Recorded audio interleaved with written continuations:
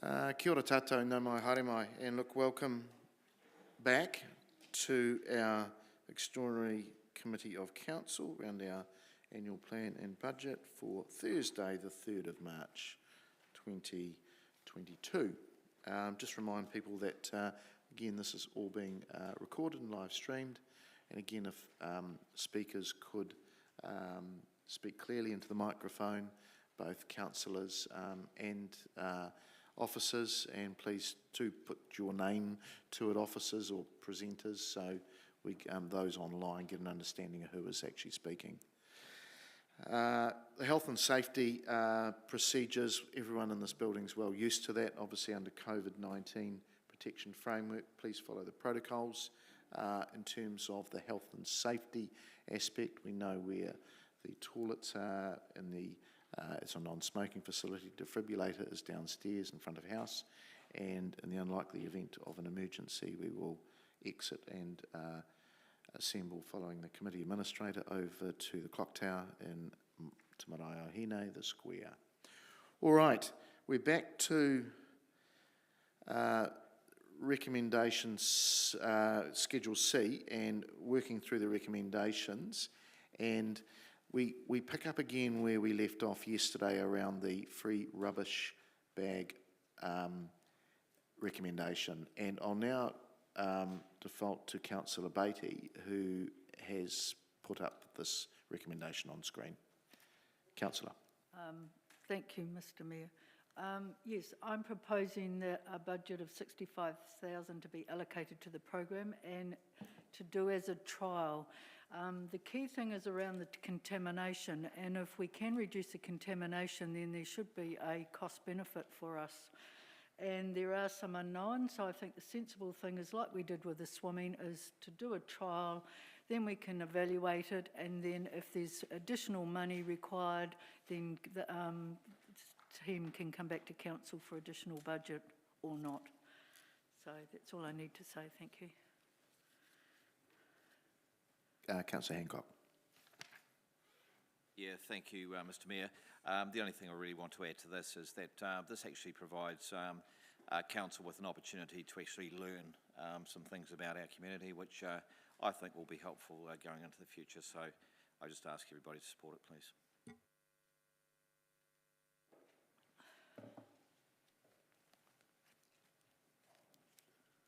Councillor Barrett. Thank you, Mr. Mayor. Looks like I've drawn the backbench and the smart card that doesn't work this morning, so hopefully the smart card could get looked at. Just a question for the mover around the choice of 65,000. It seems like about it's less than half of what was there originally. And just conscious of the amount of time that it might take to actually see behavior changes actually start to manifest, and wondered what consideration had been given around the possible duration of a trial if what we're hoping to see is an actual behavior change. Do you want me to answer that, Mr Mayor? Yes, please. I chose 65,000 because it's just around about a third of the cost, and I thought if we were doing a trial, we would be doing it for probably about 3 months, and there'd be some setup costs because the costing was done on something like $2.50 a bag per community card. So I worked out that 65,000 would be a reasonable sum to kick off for about 3 months. Thank you. Councillor Johnson.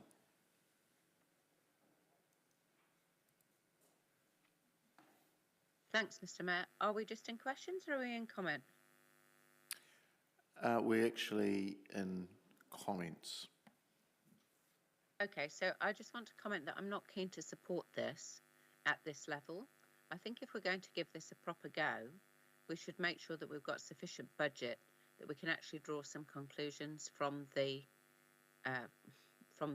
programme. And I think a 3-month trial isn't going to tell us much at all. And in fact, you've still got the same fixed costs, whether you do a 3-month trial or a 12-month trial. So I don't think it's a good spend to just do 3 months. I think we'll probably get a report back that says we haven't done it for long enough to be able to know what effect it's going to have. So I would prefer that if we're going to give this program a go, we give it the full 12 months, and then we can draw some sensible conclusions on whether or not we continue it. Thanks. Nobody else commenting? Okay, back to you, Councillor, for right of reply. Thank you, Mr Mayor. I think that's a reasonable sum, 65,000, so I've got no more comment, so thanks. Okay, councillors, so I'll just get the resolution back up there again.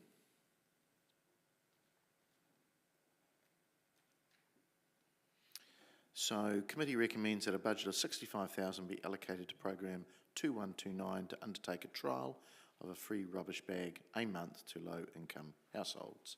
That's moved by Councillor Beattie, second by Councillor Hancock. I'll ask you to vote, please.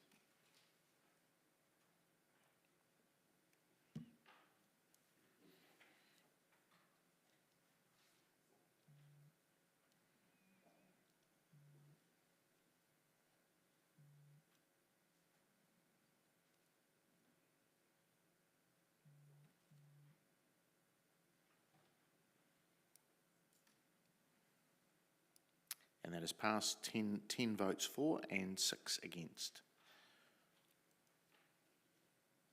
All right.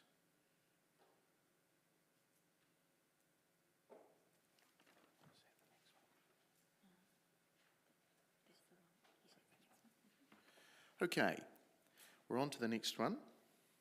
And this is around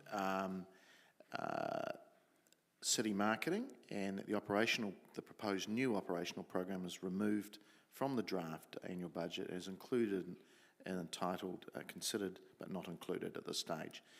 Program 2136 around city marketing campaigns of 150,000, and Councillor Naylor has moved that and I've seconded it. So, Councillor. Thank you, Mr Mayor. This is another additional program on top of what was previously agreed for the year 2 in the LTP. In terms of what we have in our budget for marketing, we have a budget in city marketing, which is under economic development, which is on page 22 of your supporting information. That budget was 622 and has now been increased to 629,000. This budget that is in front of us is a separate one that's under the organisational performance, that's on page 83. So that was under the LTP figure meant to be 362, and it's proposed to be raised to 537. So I did ask some questions about this. In actual fact, that's a $175,000 increase in terms of the way the numbers fall. And there is some commentary on that in the answers to the questions that have been provided by officers. But the important thing to note that this program is being requested for 3 city marketing programs, and the example that was used at our workshop was the famous 4 adverts that have gone out recently. And the question to officers about how we've actually funded that this year, the answer was that that's been funded from operational surpluses. So my suggestion is that with the 362 and the 629, we've got around $1 million in our budget for marketing already. I think that's plenty. So I don't think that our community needs additional programs at the moment in the current environment. I don't think we would have support from our community to add to what is already very much a sufficient budget to deliver city marketing. So I'm proposing that we remove that additional $150,000 program. Councillor Dennison. Yeah, I'm a little bit on the same lines around, we have an existing marketing budget, and right now, I guess, any additional spend, I'm just wanting to be a little bit more cautious on its support and making sure that it is absolutely necessary. And so this additional, at this stage, I'm going to vote in support of Councillor Naylor. Thank you. Deputy Mayor. Thank you, Mr. Mayor. I'm going to oppose this recommendation. I actually think that in the current environment, the city desperately needs this. I think it needs additional marketing and these promotional campaigns. We heard from question and answers previously that part of this is also for bidding for conferences and bringing events into the city. Again, I think actually our city desperately needs that at the moment. Our community needs that, our business community needs that. We need the visitor numbers. And not only that, but actually this is our first year of taking city marketing off CEDA and bringing it in-house because we thought we could do a better job. And I think actually if the advice we're getting from staff is that to do a better job, we need additional budget, then actually we should be taking that advice. We were lucky that there was a surplus because of the environment that we're currently in, and so this year's could be covered under that, but that doesn't account for future years. I think we're just setting ourselves up to fail if we don't proceed with this, because actually I think especially at the moment this is something that we do need to prioritise, so I won't be supporting removing it. Councillor Barn.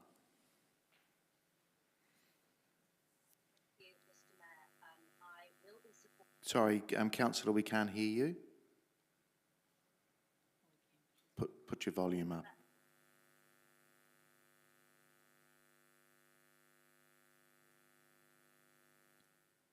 Or we can't hear your voice. Hear me now? No, you're very softly. Is it your microphone? Have you got a headpiece? Aha, the remote control. Thank That's you. it. That's much better. Thank you. You can hear me now. I am speaking in support of removing this programme. As the Deputy Mayor said, this work has recently come in from CEDA last year, in fact, and members will recall in that debate that we were advised that Council could do this work better within the existing budget. So I find myself very surprised to hear that Council, in fact, can't do this work better within the existing budget and are now looking for an extra $150,000 on top of the budget that came in from CEDA to do this work. And so I'm not supporting it as a point of principle at this point. Thank you. Councillor Butt. Thank you, Mr. Mayor. Councillor Bowen has already said what I wanted to say. My understanding was when we took this city marketing from CEDA, my understanding was, I'll use my words very carefully, that we were not happy or not satisfied with CEDA doing this job. And we were under the impression that we can do a better job in the same budget. So it is not acceptable that if you are, after promising that we'll use the same budget to do a better job, and now we are asking for some more money. I can't support it. So I'm supporting Councillor Naylor's. Thank you. Councillor Harpeter. Thanks, Mr. Mayor. I won't be supporting this one. I think that the officer did say that this was about bringing conferences into the city. That's what the specific money was for, and I think that that's what they've come for and asked for. The money that came across from CEDA was for a different if we say pot of money in different category. If you're looking at economic development, that's what CEDA is doing. This is for bringing in conferences, which is what we desperately need at the moment, which is what Arena needs, which is what the conference centre need. Sorry, not Arena, but it's what we need for the city, so that's what this fund is for, so that's why they asked for it, that's what the separate money is for, and that's why we need to support this. Thank you. Councillor Barrett. Thank you, Mr. Mayor. Happy to support what Councillor Naylor has put forward in this instance for a number of reasons that have already been outlined by colleagues. My only hesitation around this is that, again, it is, to my mind, would be a stronger recommendation if there is simply a full stop after annual budget, because I think beginning to create this list of side projects, I think the word sacrificial lambs was used yesterday, and I think it's quite appropriate that we end up animating quite a lot of community attention around some actually quite small items within a much larger picture.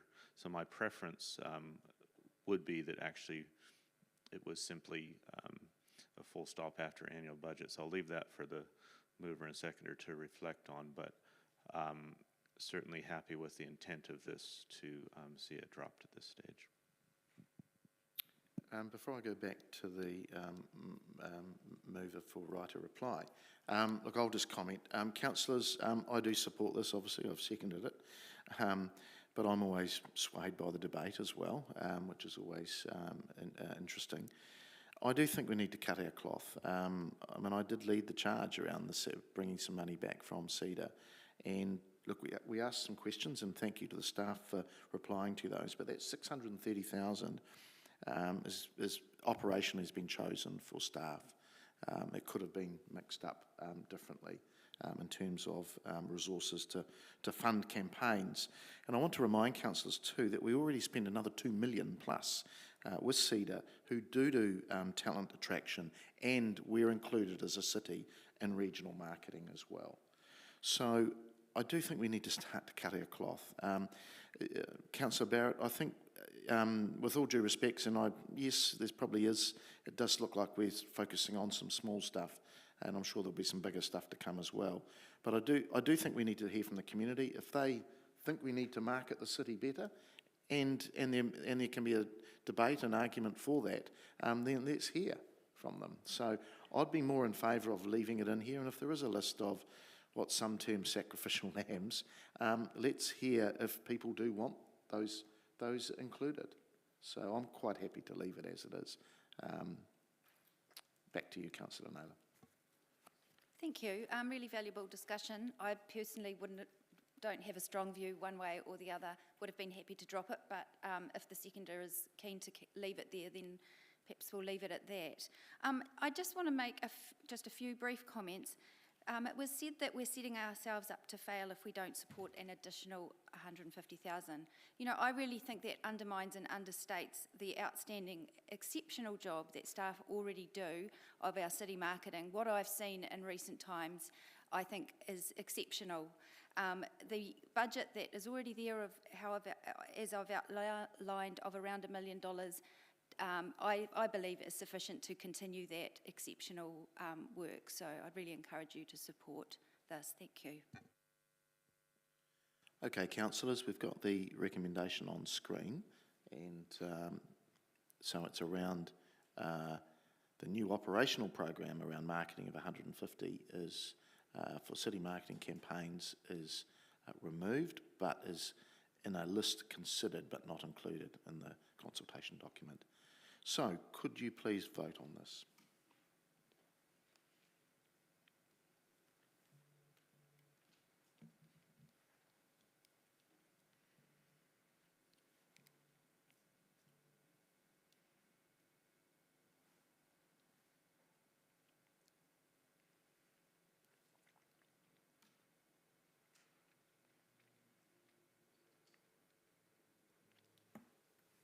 And that has passed 13 votes for and 3 against.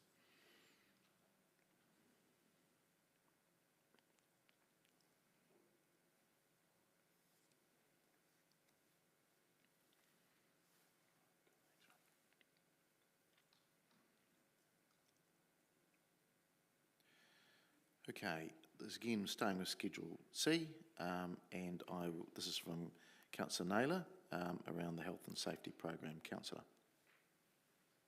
Thank you, Mr Mayor. Once again, this is an additional program over and above what was agreed in Year 2 of the LTP.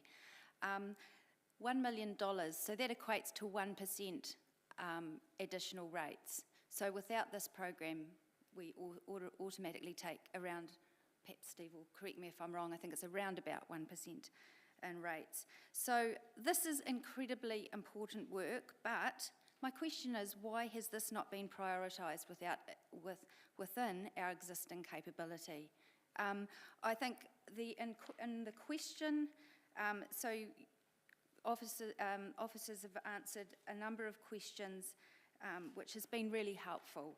One of those questions is, are the positions to deliver the proposed health and safety improvement programs included in the remuneration numbers that we see later in the paper of an additional 6.8 million?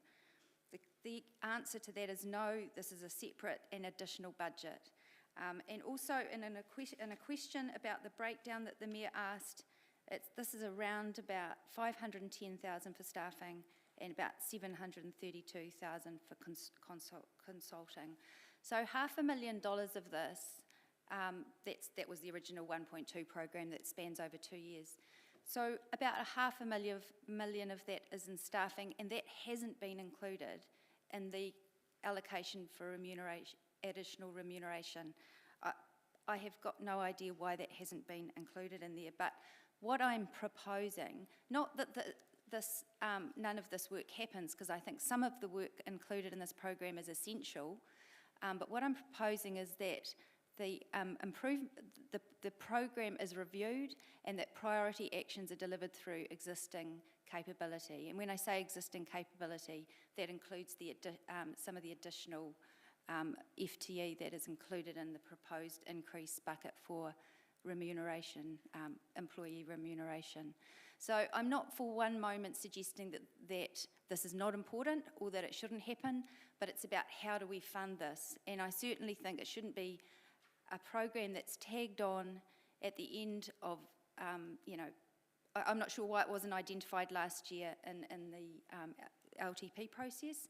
I'm not sure why it hasn't been included in that remuneration, employee remuneration, but I certainly don't support adding another 1% to the rates, and I think this should be able to be accommodated in a more appropriate manner. So I'd encourage you to support this. Councillor Dennison. Thank you, Mr. Mayor. I'm actually going to oppose this. One is around health and safety is everybody's responsibility, and ultimately we take the lead responsibility in this. And when officers come to say that this is to ensure that we have a system that is effective, it's not targeting excellence, it's just to be effective.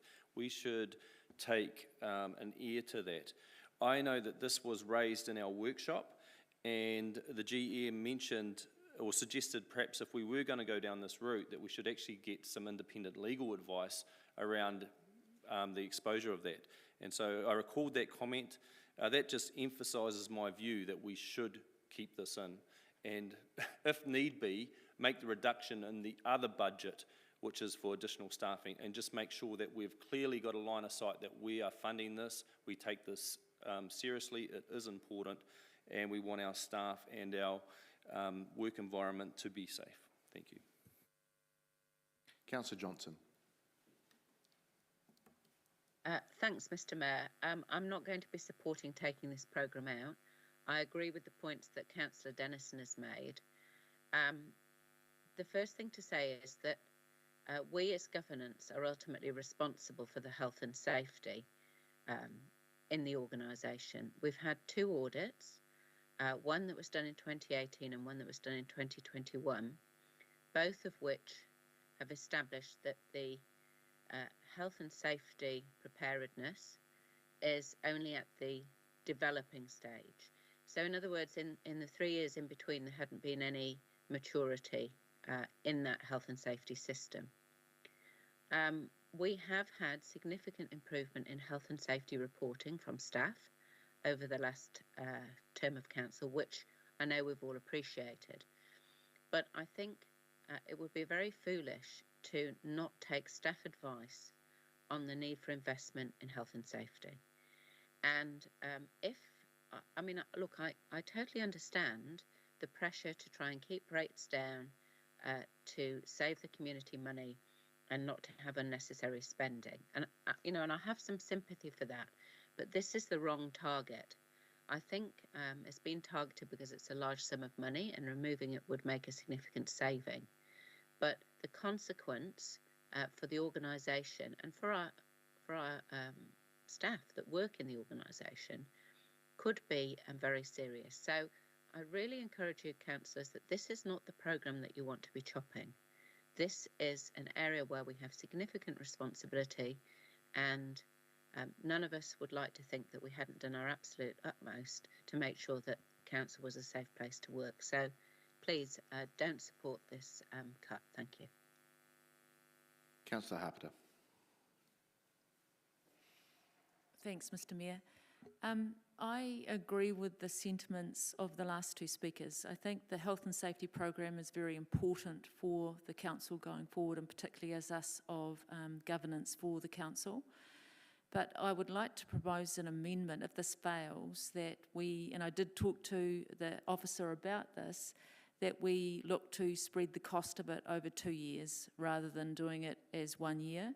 So that would also help with the rates going forward. So I did put that to the officer, and particularly because the program hasn't been formed and it's very much at a very preliminary stage at the moment. So it's very much at a first stage process where they actually haven't even started things. So I do wish to put an amendment up if this fails, that we look to put it over 2 years, 500,000 for this next year and then 500,000 for the following year, which would put a little bit of a, not such a burden on the rates for the next 2 years. That's what I'd like to propose. If there's a seconder. Thanks, Councillor Hancock. So it's an alternative motion if this fails, not an amendment. Okay, thank you. All right, Councillor Beattie. Thank you, Mr Mayor. I am not going to support this motion. Health and safety, as other councillors have said, is uppermost in our mind. My concerns around this money is that, and I wasn't at the workshop at the time, and the answers I got yesterday weren't that helpful to me, but that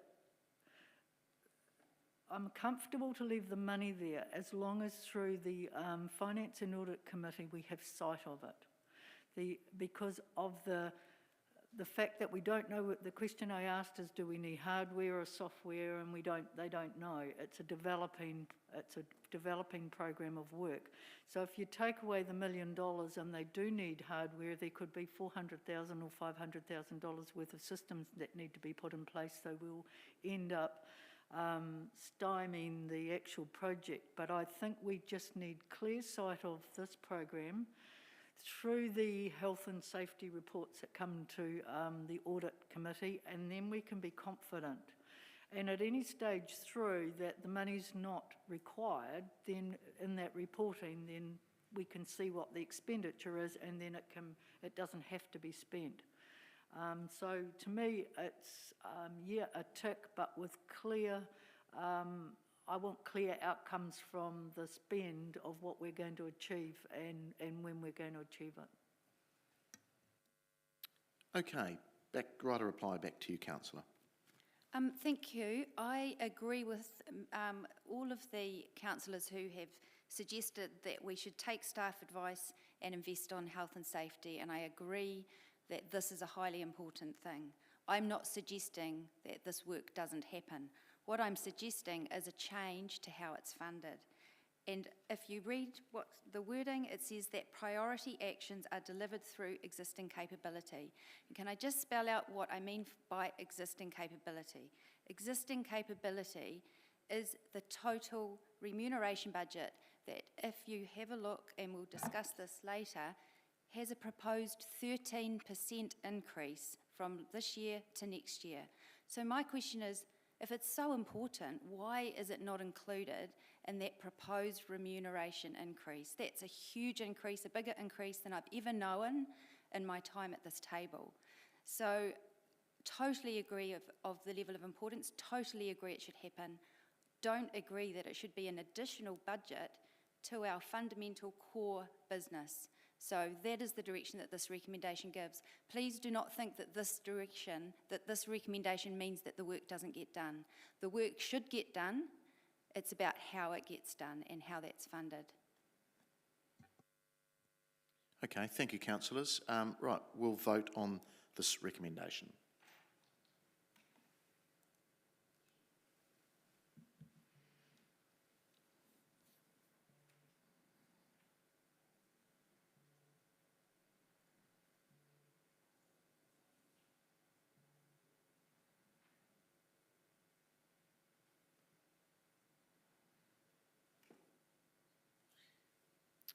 That has failed. 7 votes for, 8 against and 1 abstention.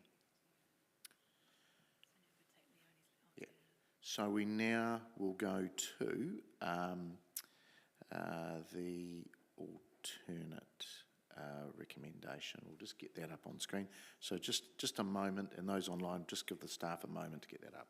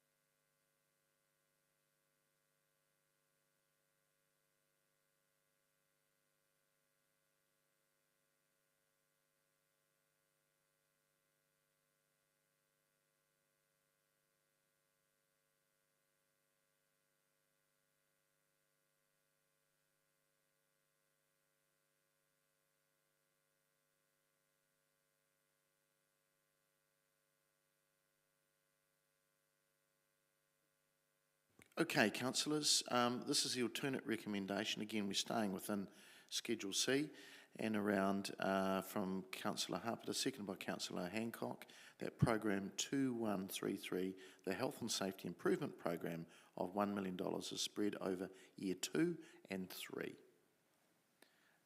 Councillor. Thanks, Mr Mayor. So I don't think I need to say too much because I said it before, so it's pretty self-explanatory that it is spread over the 2 years for year 2 and year 3 for the Health and Safety Improvement Program. And I did talk to the officer, and that's what I sort of indicated to him. That's what I thought that could happen instead of having all at once. And the improvement program hasn't actually started. They're still at the project planning level stage, so that's how it could happen. Thank you. Right, councillors. Councillor Jennison.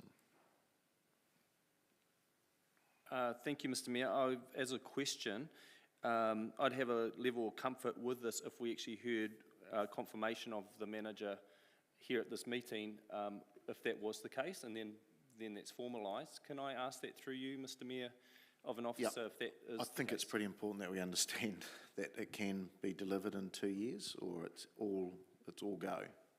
So I'll ask the officer. Here he comes, Mr Wilson.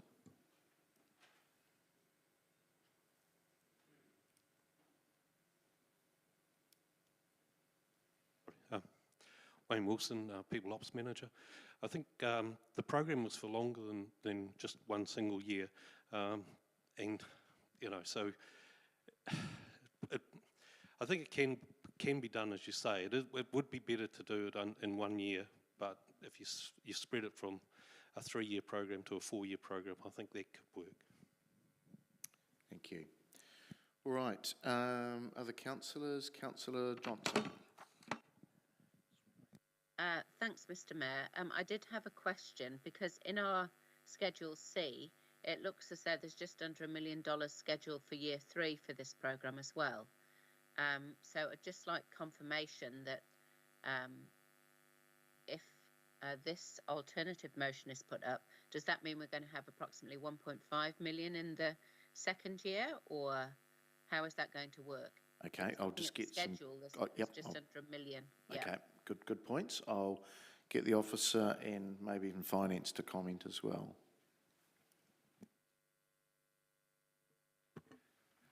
Yeah, I can... Sorry, I'll take the mask off. I can attempt to answer part of that question, and if the People Ops Manager can fill me in if I'm not quite right here. But my understanding is that as part of a multi-year program of work, that the first year helps us inform the future years. So by spreading it over 2 years, it just all it is doing is delaying then the next piece of the program of work. We can fit that across that period of time, as the People Ops Manager did suggest. So, sorry, I'm still not really clear. We would push that $1 million out. That's in year 3 to year 4. Right, okay. Does that need to be included in the alternative motion? No, because we're just dealing with year 2. Okay, I understand. Thank you. Okay. Councillor Beattie. Thank you, Mr Mayor. I am still not going to support this. We heard the managers say that it would be better if we did it in year 1. This is probably the worst time we've ever been for staff, you know, with COVID and everything, that the stress and everything on staff and the way they have managed and everything helped us through all this rather strange period that we've been in the last 2 years. And to delay this, I think, it's wrong. We need to get the staff sorted out, and health and safety, it's paramount that we do this. And as I said before, we can oversee to make sure that we're getting the outcomes for the money, but the manager said it would be better, and our financial officer said it's only going to delay the program for a year, and this is the wrong time and the wrong environment to be doing this in. Okay, no further comments. Back to you. Sorry, Councillor. No further to discuss. Okay, we will. Can we just get we'll just get it back up again. It's because there's so many of these. We just got to keep track of everything.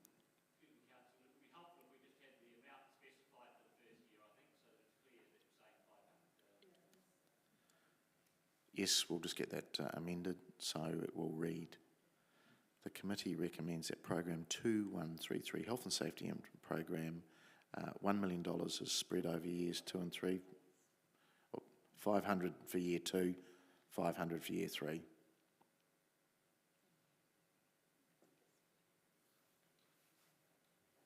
We're just getting that right.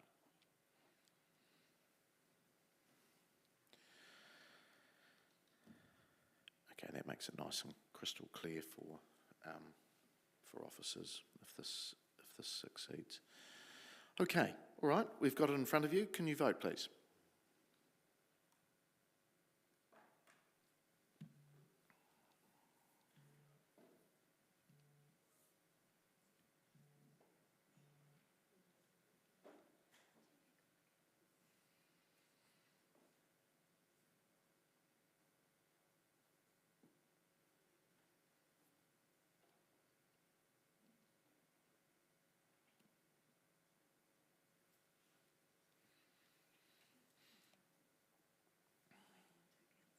Waiting on 2 councillors. Just check that your votes have gone through, please.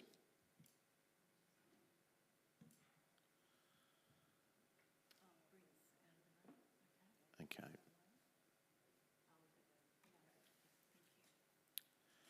So that has failed. 6 votes for, 8 against, and 1 abstention. All right. We'll move through to the next one.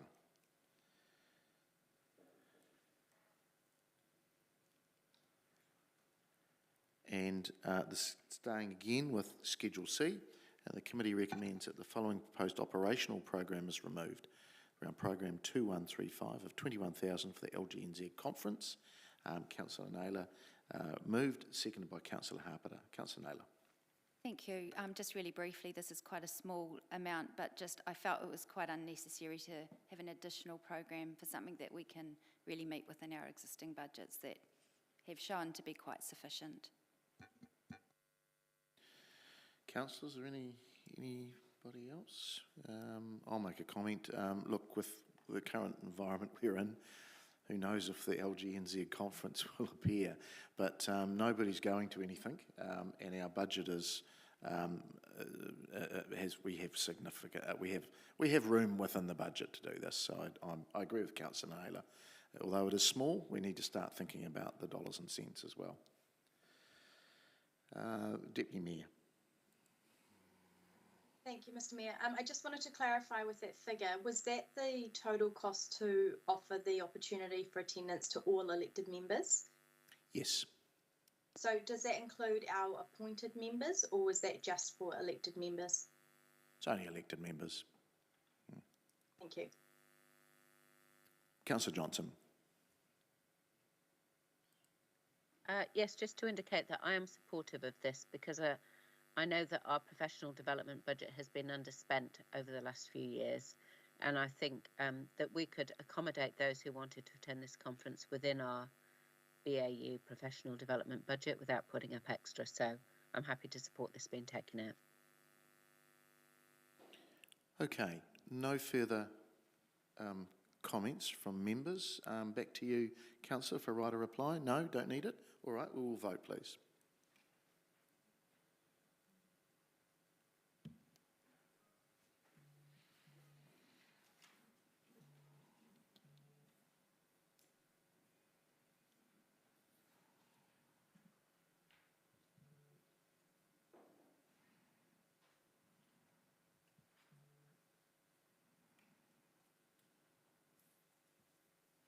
It has passed, 15 votes for, none against. Thank you. All right.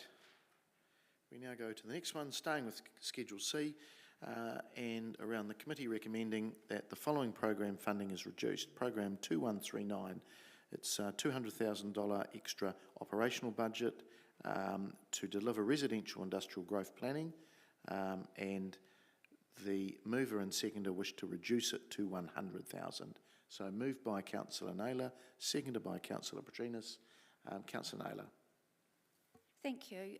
This is really a pragmatic option in front of us. It's a proposed for us to rate an extra 0.2% of the rates for an additional $200,000 to support, I understand, technical reports around the RMA process to deliver growth.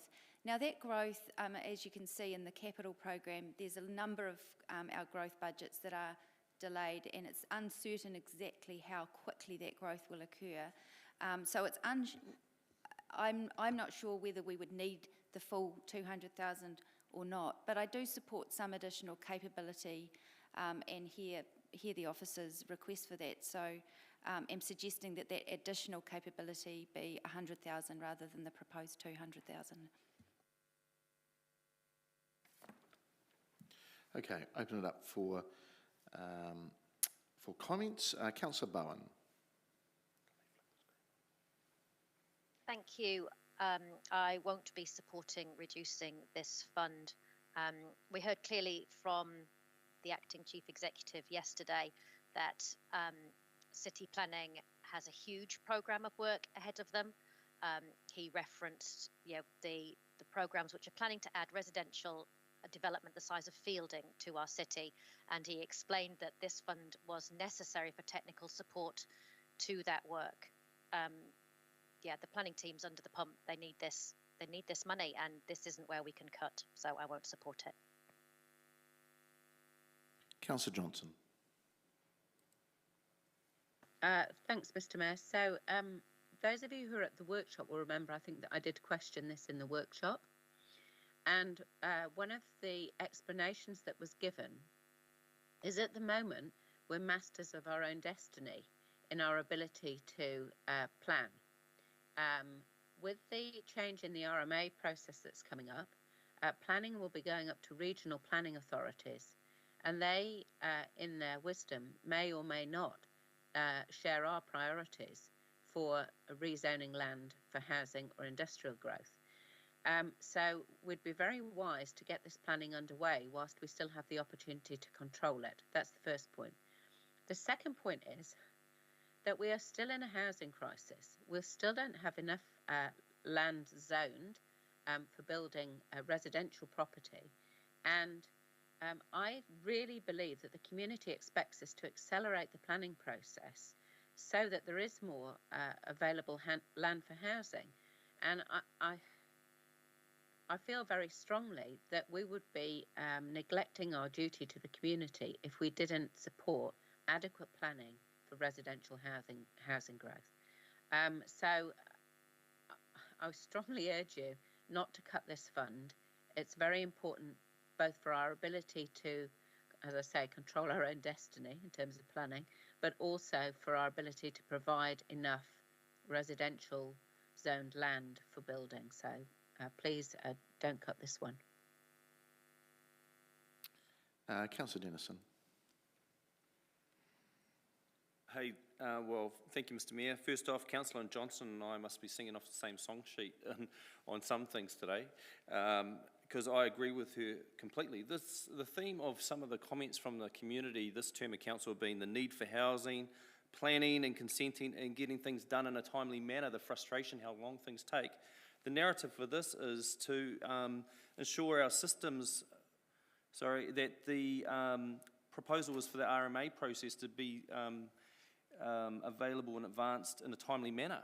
This just seems like a no-brainer for all the reasons Councillor Johnson outlined. I wouldn't want to halve this and slow it. I want to keep the full budget and get it moving. Thank you. Councillor Hancock. Yeah, thank you, Mr. Mayor. For all of the reasons given by the previous speakers, I won't be supporting this recommendation. Thank you. Deputy Mayor. Thank you, Mr. Mayor. I was actually just in the process of taking myself out of the queue because I think everybody's done a very good job of presenting arguments. Just one other thing is I would remind people that we had a proposal a few years ago to rezone some land in Ashurst, and one of the key reasons as to why that was rejected was because there wasn't enough technical information on flood zones and stormwater and those sorts of things. So actually, technical experts and access to that information at the beginning is vital for giving commissioners enough information to make decisions. I genuinely think that this is a roadblock that would slow down growth if we don't make this provision available. Okay, back to you, Councillor Naylor. I actually think some very good arguments have been put forward today that have swayed my vote, and I'll be actually voting against my own recommendation. So that's the value of bringing these additional items to this table, I think, and that absolutely should happen with anything additional that's over and above the year 2 of the LTP. On that note, I'll ask you to vote.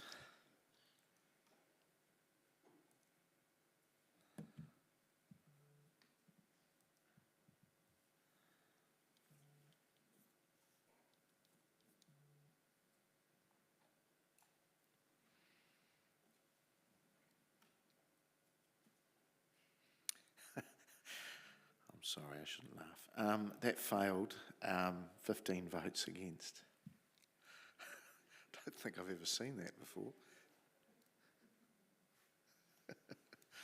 All right, staying with the theme, Schedule C, the committee recommends that the following proposed operational program is removed. Program 2130, 135k, Heritage Advisory Panel is reduced to 25k.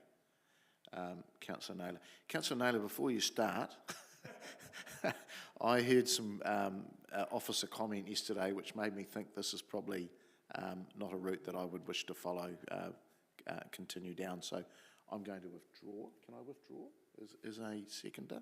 But I'm very happy for you to find another seconder.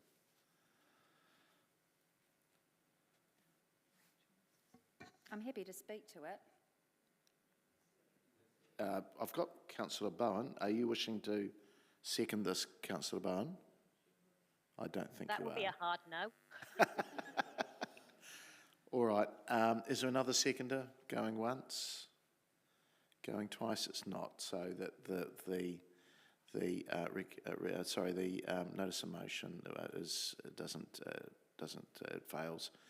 So, Councillor, I'll come back to you again. So staying with Schedule C, and it's around program 1506, that community events budget is adjusted to 544,000. That's from Councillor Naylor and Councillor Harpiter. Councillor Naylor. Thank you, Mr Mayor. The LTP amount for community events was 444, and I do understand that there's been some direction from a committee to increase that by 60,000 for some cultural events, and certainly within what I've proposed here, that would acknowledge and accommodate that request as well as an extra 40,000. I think 544,000 is 100,000 additional to what is in our LTP, and I believe is more than adequate to deliver a wide range of excellent events that have been outlined in the information that's been provided. Many of those events, it also accommodates a significant increase in funding for. In these uncertain times, I'm unsure whether all of these events will even be able to be taken place. I think it's a generous budget. I don't support the 36% increase that is proposed in this paper to take it up to over 600,000. So I'm suggesting we increase it by 100 to be a $544,000 budget. Councillor Harper. Strangely, I have supported this, even though I do support events. I've supported this because I do think we should be cutting our cloth for rates. I think the increase that has been proposed by the mover is the right increase. I think increasing it too high in these times is not the right move. So I think what the mover has proposed is the right amount that we should be proposing for these discussions for the annual plan.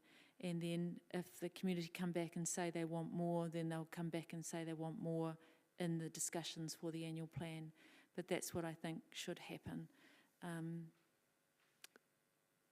you. Councillor Johnson. Thanks, Mr Mayor. No, I shan't be supporting this.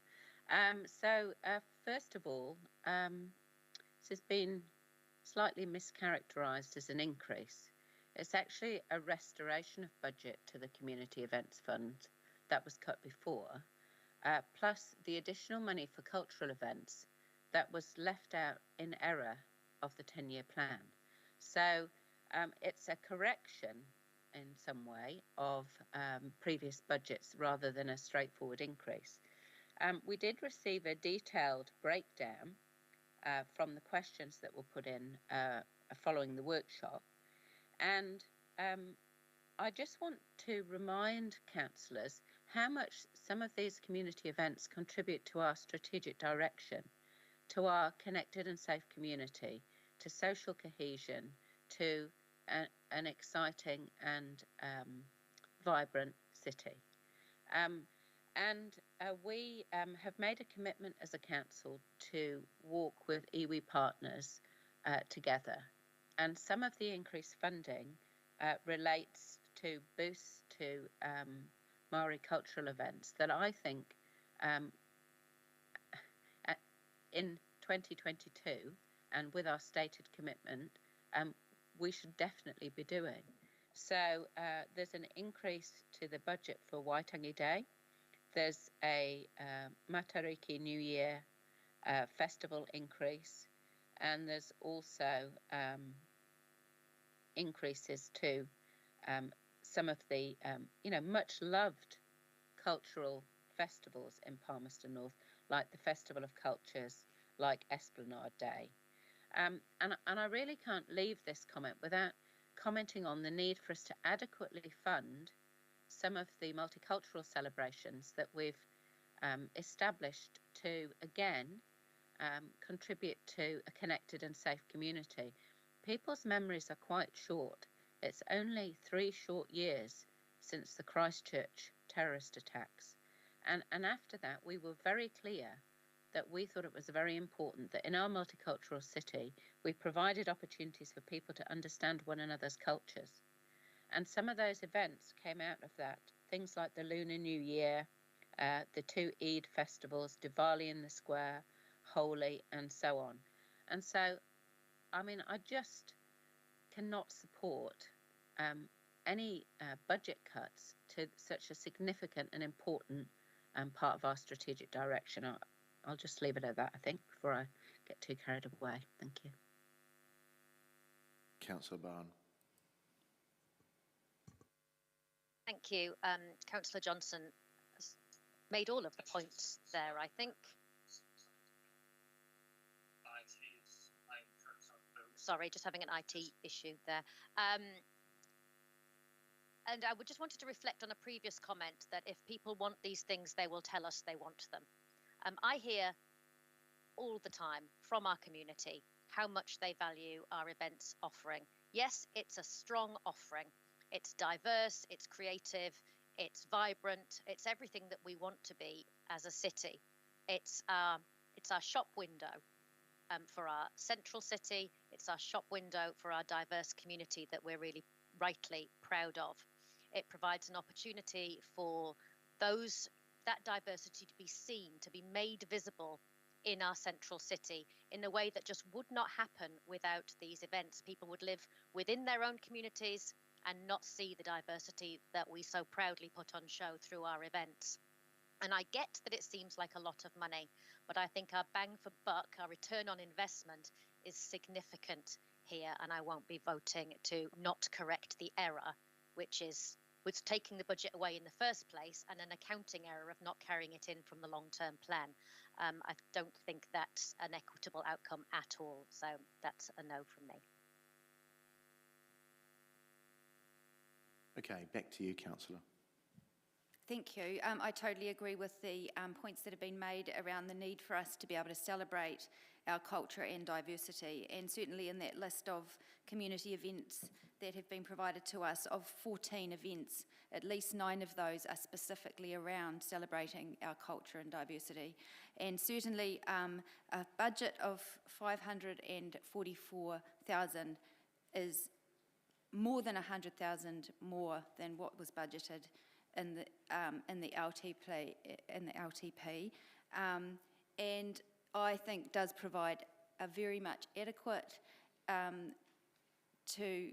budget to deliver all of those programs, which I think we do have some amazing programs, and I'm certainly encouraging support that. It's just about how much.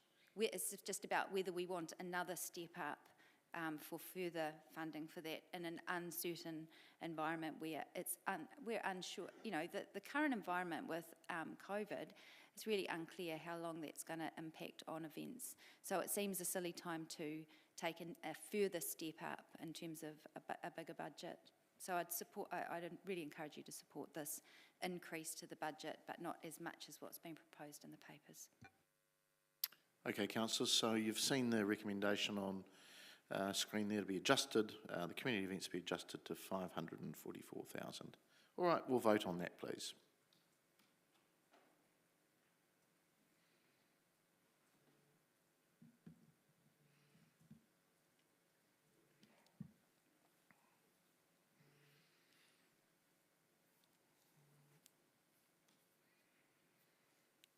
And that is a failed, 10 votes against and 5 for.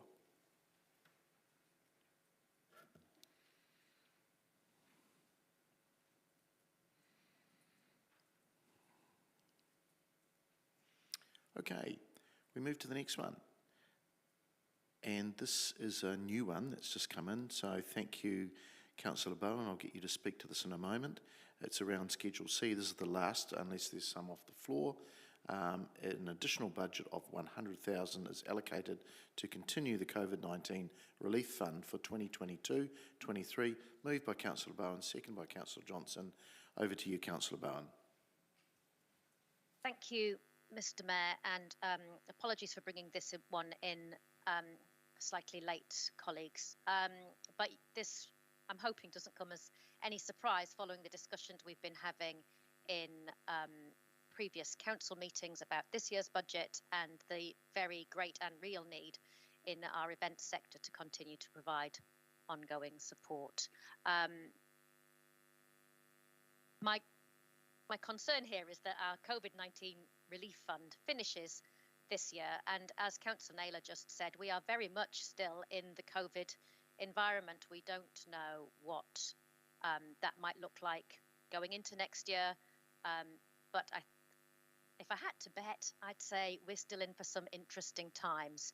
And the COVID-19 Relief Fund, as you all know, not only supports our events and performing sector, but also our community sector, who we anticipate might be in need of support for the additional drawdown on their services. To be fair, that isn't something we've really seen yet, but that we're not out of the woods yet either. So I'm putting this forward as a programme to continue our COVID-19 Relief Fund, and I hope you would be able to support it. Thank you. Councillor Johnson. Yes, thanks, Mr. Mayor. I think it's important that we remember that 2 years ago, we put up a fund of 200,000 for this purpose, and we didn't quite anticipate what the need would be. We understood that there might be increased need on community organisations, but we weren't quite clear. If we look at the last 2 years, as a result mostly of lockdowns and things being cancelled, the vast majority of that fund has been used up. But now we're moving into a space where increasing numbers of the population are getting sick or are needing to isolate. And that creates a different scenario than one we've had up until now. It creates a scenario where there's increased pressure on community support groups to support people who are isolating or who are sick and support their families. And I think that we'd be very wise to have this fund available, particularly for some of our organisations that are finding there's increased need already. And, you know, I don't want to be a prophet of doom, but I don't think we're at the peak of this outbreak just yet. So I think we'd be very wise to have this contingency in case there is a call on it over the next 12 months. No one can predict the future, but I think we certainly can look back over the last 2 years and see there was significant need in the community that our previous COVID Relief Fund was able to support. So I'd encourage you to support this. We do need to be putting the money where the need is at the moment, and this will help. Thanks. Councillor Naylor. Thank you. I understand the sentiment to this proposal. However, I think the decisions we make today, the best impact we can have on our community in terms of COVID relief is in the decisions we make around the rates increase that we're going to impose on them. And that those rates increases for businesses and residents is looking to be very significant. My preference, when we've got so much other additional costs, I would support this program if it was substituted with by another less, a less of a priority program, and that if it could be accommodated within our existing funding. But I'm not prepared to add yet another expense to the ratepayers at this time, when actually ratepayers across the board need that relief, and we need to do that by actually keeping the rates increase down. This is obviously targeted, but it's really difficult to be able to identify those few people who will benefit the most, when actually it's going to be many, many people across our community that feel the pinch of the impacts of COVID. And I think the best way that we can address that is by minimising the overall increase. Deputy Mayor. Thank you, Mr. Mayor. I'm happy to support this additional recommendation. I think that we need to think about the fact that the users of this fund demonstrate a need. So it's not just about subsidising their general day-to-day business. They have a genuine need for this fund, and which is why it exists, which is why it continues to exist a couple of years on, and which is why it is in desperate need of a top-up. There are lots of things that we put on knowing full well, for example, the events fund that we've just talked about, knowing full well that there could actually be impacts, cancellations, deferrals, those sorts of things. But this is one of those funds that is only used when there is a need, and will outlast all of these other COVID disruptions, because this is one of the funds that will continue to support people as events do get cancelled, as their operations suffer, as their the day-to-day organisations that provide crucial services to our city are impacted by the effects of COVID. So actually I think that this is probably one of our more important funds, and it is such a low amount that actually I just think it's a no-brainer to support this one. Councillor Finlay. Thank you, Mr. Mayor. I'll probably support this, but I would like to know the existing fund. Have we ever seen a report about where it was spent?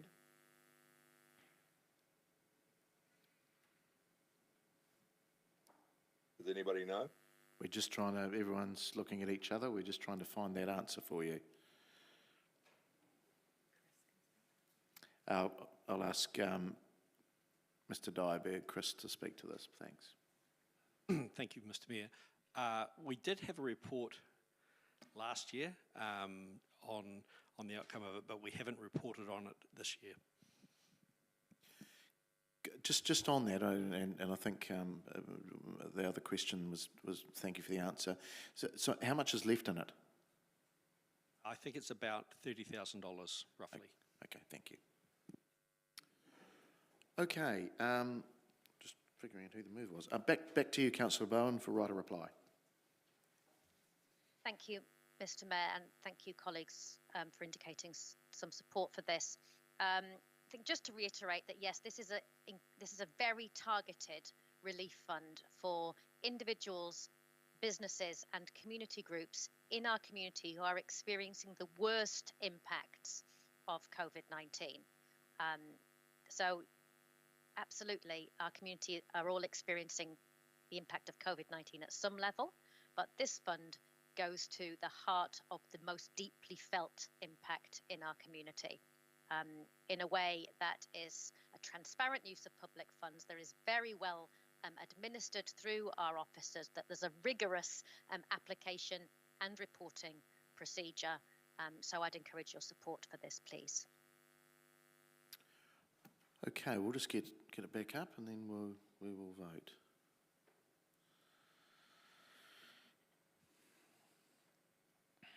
Okay, so the recommendation is around additional budget of 100,000 is allocated to continue the COVID-19 relief fund for the 2022-23 year. Okay, can you vote please?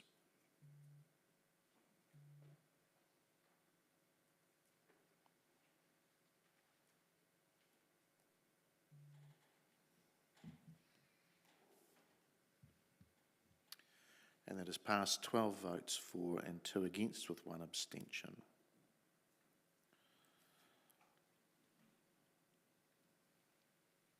Okay, we will now move to the substantive of Schedule C, and this is around adopting the supporting information and the consultation document for our annual plan 2022-23. The committee recommends that the Chief Executive incorporate the variations to operating programs as detailed in Schedule C in the draft of the 2022-23 annual budget, subject to resolutions 1 to 4 above. Yeah, so the 1 to 4 are the ones that passed. So I'm quite happy to move that, seconded by Councillor Harpiter, and I'll open it up for any comments. Councillor Naylor. Thank you. I just want to make a brief comment about another item in the schedule, and that's at the bottom of page 27. It's the wastewater 1.2 million. Now that was an item that was previously approved as an operational item that has now been transferred to capital. So effectively, the impact of that on rates should have been to reduce the rates by around over 1%. However, with all of the other additional items, which was started out at about $1.8 million of additional items, we took 271 off, but then added another 100. So there's still about $1.6 million worth of additional operational items that if you approve Schedule C, you will be adding, basically, effectively, saying yes to an additional 1.5% of the rates increase. So I just think it's important to acknowledge those additional items and the impact they have. So I'll be actually voting against Schedule C in its entirety, whilst I appreciate the small reductions that have occurred today. The overall impact of the additional items, I think, is excessive, and the impact that it'll have on the rates increase, I'm not comfortable with. Councillor Dennison. Thank you, Mr. Mayor. The only point that I wanted to respond to on that point was why this might, in its part, in package C, equate to whatever the rate increase was as effective rates. This is only part of our budgeting process of a draft budget, and we've still got to go through a whole bunch of other stuff, which I'm more interested in the overall outcome, not decompartmentalising just one section of the budget. Thank you. Councillor Johnson. Yeah, I just wanted to make a comment generally about operational expenditure. Operational expenditure is how we deliver very many of our community-focused outcomes in council. Unfortunately, because operational expenditure is directly rates funded, it often seems to come in for particular scrutiny and for particular pressure for it to be cut. But I'd just like to remind councillors that our operating programmes and our operational expenditure delivers a huge bang for buck in terms of what it enables in the community, in terms of how we deliver on our goals of being a connected and safe community, and how we have a vibrant and exciting city. So I see that it's often the target, but I also see the very good work that's done as a result of these operational budgets. And I think it's unfortunate that because of the way we fund things, it often seems to be in the firing line. But don't forget, this is the means that we have to ensure some of those community outcomes. In some ways, you know, it's quite, I won't say easy, but it's perhaps easier to approve a capital expenditure, and especially when you get, you know, a shiny new bridge or a shiny new community centre as a result, it's something more tangible. But don't let's underestimate the good that's done in the community day in, day out through our operating expenditure. Thanks. Thank you, councillors.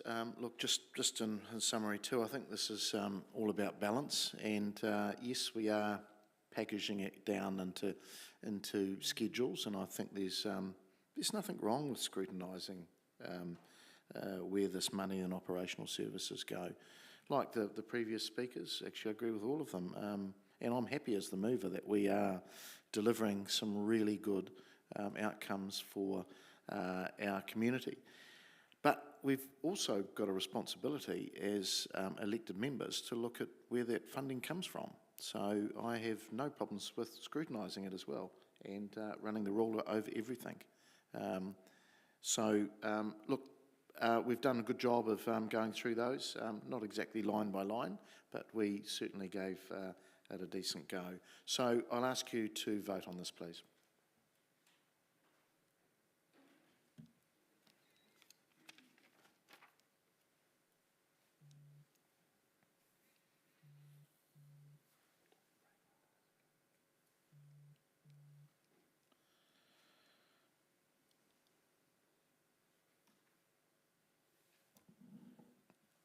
Okay, that's passed 14 votes for, 1 against. Before we move to Schedule D and E, I think we're going to just take a little break. So we'll be back in the chamber for those online, at 11:45. All right, thank you. Mr. Mayor, sorry, I'm not sure that Cameron had finished his presentation. We sort of got into discussing the schedules at that point in the presentation, but we didn't actually hear the rest of his presentation. Yeah, that's the rest of the schedule, so we will continue that at 11:45. That's where he'll So- start, yeah. So Cameron's going to resume the presentation? Yes, he is. Yes, he's got Yeah, Schedule okay. D to go. Thank you. Thank you.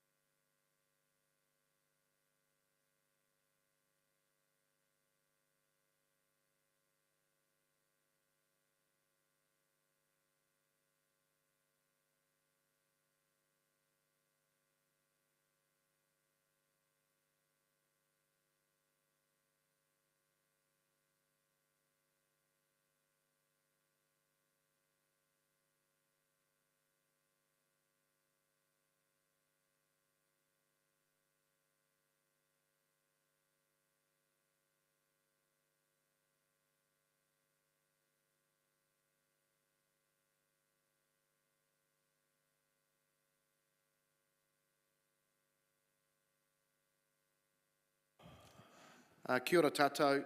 Welcome back to our Extraordinary Committee of Council meeting around our annual plan for 2022-23. To those online and councillors, we're just going to jump to Schedule G because it does really relate and it's closer to the previous discussion we've just had. So I'll now go to Cameron and Steve if he needs to be there, and over to you, gentlemen, officers. Good morning and thank you, Mr Mayor and councillors. Just some comments, introductory comments from me on Schedule G. We've broken it down. Basically, this here is where we have reflected changes to our assumptions and our maintaining service level operating budgets. So I'll run through these in a little bit more detail. So the first part of first item I wanted just to cover off was interest and debt repayment. So what we've tried to highlight in your papers is that we are expecting an increase in debt servicing costs because our assumption on interest rates has increased from 2.8% to 3.1%. Given our debt portfolio, that does have an impact. However, we counter some of that through having a lower opening debt balance, as highlighted through the prior carry-forwards discussion. But still, there is a net cost, if you like, from the current year to the next year. In terms of operating revenue, we've made some positive change in some of our planning, building and animal control revenue based on what we are receiving currently. So we have reflected that into our budgeting assumptions. Unfortunately, we have to also reflect a reduction in what we are expecting to receive in terms of our glass recycling revenue, and that's based on changed market conditions. So the rate in which we're receiving for glass has reduced, and we don't have an alternative to sell that to. So we have to reflect that. In terms of some cost assumption changes, insurance costs have continued to rise, and that has been a theme for some time now. The risk premiums that we are charged reflect the fact that there have been more events in New Zealand Inc. and so we are obliged to take that on. Just want to note that in terms of what we have allowed for here, that is based on what we currently know in our current premiums. That's not to say that come the next renewal that might change. We would report that back to you if that's the case, but we don't want to put an arbitrary sum in where we're not actually aware of what that might be. In terms of the largest change in this list, which is remuneration, that's been broken. If I can break that down into its components there. So we've proposed an increase from the 22 financial year to the 23 financial year. In total, it is 6.79 million, but broken down, just so that you have some explanation and context as to what we're asking for there.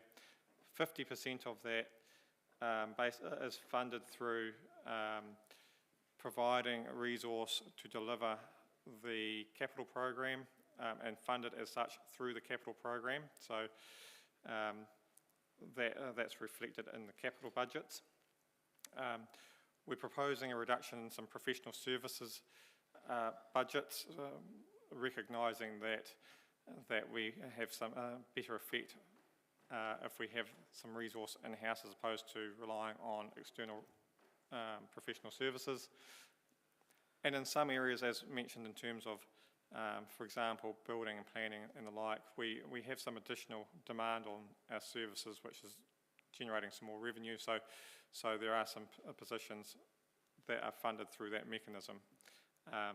So that portion isn't funded through rates, that is funded through either savings, increased revenue, or the capital program. The remaining 50%, which totals a 3.4 million increase, predominantly that is to recognise market movements in salaries. What we are finding is that at the moment, and probably driven in part from a low unemployment rate in New Zealand, is that we're finding that to attract and retain our staff, that we do need to reflect that this is coming at a higher cost to us. So that is what we're trying to reflect through that increase. But I'm happy for the Acting Chief Executive, if he wants to add any further comment to that.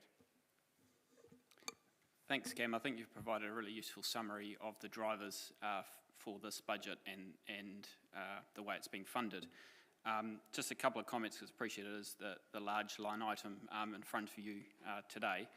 I guess there is, and I appreciate there is some recommendations coming to reduce that line item. I guess from my perspective, there's two ways of looking at this today. The first is what I'd call the for want of a better term, the pure model, which is you fund the services and provide a remuneration budget to fund the services, including what's required to deliver on the remuneration review. That means we have budgets to do backfill. All our roles are budgeted and funded. There's funding for recruitment, and as I said, implementation of the remuneration review. I guess the second way of looking at this line item is what I'd call the circumstantial sort of view, which is that we have had a number of vacancies. It's likely we'll continue to have vacancies for a period of time. We're in a COVID disrupted environment, which is impacting delivery, and that's likely to continue, which has meant we've seen surpluses and may well continue to see surpluses. I guess if you do go with what I've described as the circumstantial approach, or option 2, my key advice is that the executive team won't be compromising on the implementation of the remuneration review. So we need to ensure that we are at the table for recruiting those people we need to deliver the services. If those vacancies fill up and the COVID disruptions are not as significant as what they have been, and we have that reduced budget, then there may be a need to turn off services.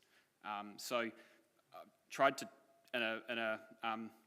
using some terms which have just come up with that pure model or that circumstantial model, but just bearing in mind with that circumstantial model, there are some risks.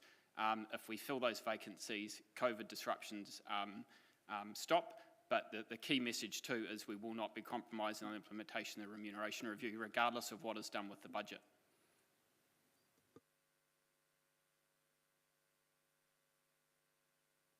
Thank you, David, and I don't think I have anything further to add to that.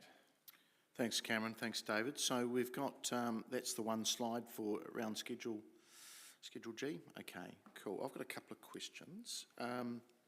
Just with insurance, and I appreciate that that's, again, we're very much a price taker there, but have we tested the market? I mean, we're a big entity, we pay a lot of money.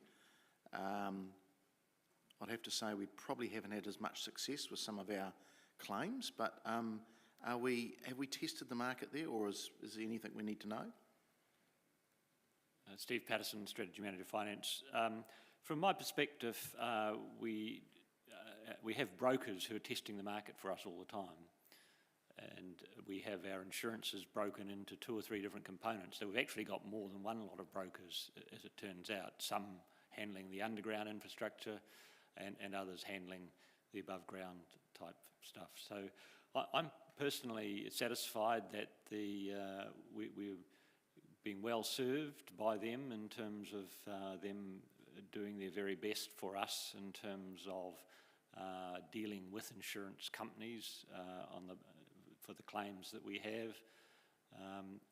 We'll always find ourselves in the position where, for whatever reason, the claims are not accepted by insurers, and that can be argued, obviously, on each case, depending on the circumstances. But from the point of view of the value for money in terms of the particular cover that we've got, I believe that we're well covered, and this budget that we've got at the moment, as Cam said, has got provision for insurances at the level that we're paying in the current year, but there will be some increases, but we don't know the extent of them.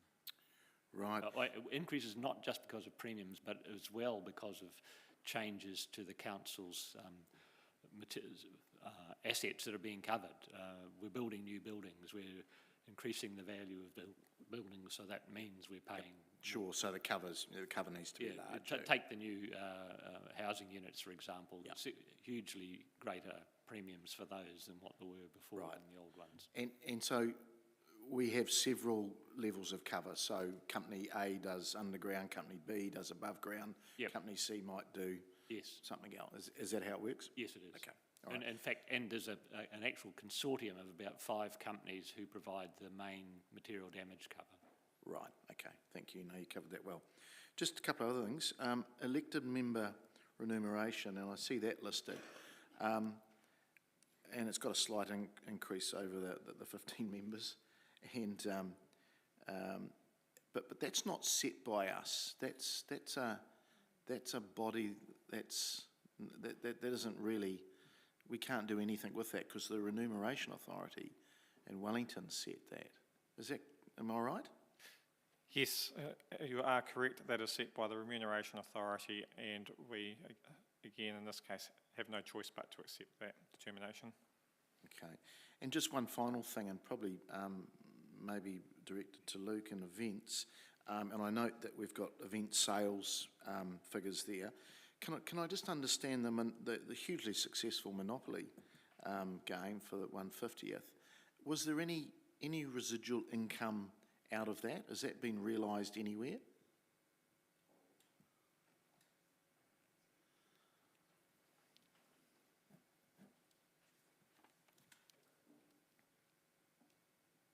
Luke McIndoe, Head of Events. Monopoly sat in an operational budget, not in an MSL budget. It's a separate budget line, and any residual there would come back through the surpluses in the operating budgets. Okay, that's fine. I mean, is it proper to ask, it did wash its face? Yeah, it covered all its costs. Okay. All right, I'll go around the room, or online. Councillor Bowen. Thank you, Mr. Mayor. Through you, my first question was really to ask the Acting Chief Executive if he would like to say a little bit more about this turning off the services that he just mentioned should a reduced budget go through. I'm presuming, and I'd like him to comment, that we wouldn't just turn off services, that somebody would come back to council and say, this is the risk you're running. So can you, through you, Mr. Mayor, would the Acting Chief Executive be able to comment on exactly what process that would look like? I can, and just to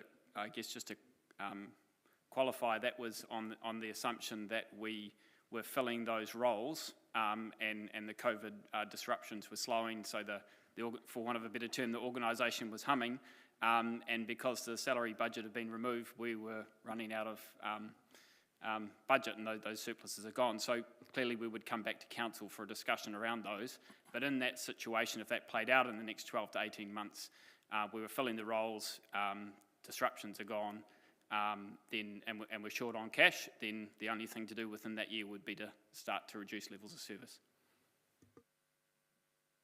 Thank you for the clarification. And Mr. Mayor, I think it's a question. Cameron, there are 2 lines under 3 expenses. One is the elected member remuneration, which the Mayor has just spoken about. The other is international relations. And my question is, it relates to how those programmes carry over into the discussion paper, the consultation document. So I wanted to ask here, if the scope for those programs to be better described than they currently are on page 7 of the consultation document, where to explain what the Mayor said, which is that the REM Authority sets that increase. That's not, we haven't just voted ourselves a pay rise, that's the REM Authority. The international relations has been reinstated to a previous level. That, I think those are important comments that don't come across in the consultation document. So can you advise Cam on what, if that can just be taken, or if we need to put forward those kind of changes? Councillor, in number 3, we can actually make some comments and direction around the CD document. We could perhaps we can discuss it now, but I was going to bring that up too, like you have, in number 3. But Cameron, happy to leave that to number 3, Mr. Mayor, if that's where it's most appropriate. Yeah, Thank we'll you. do that number 3. Okay, Councillor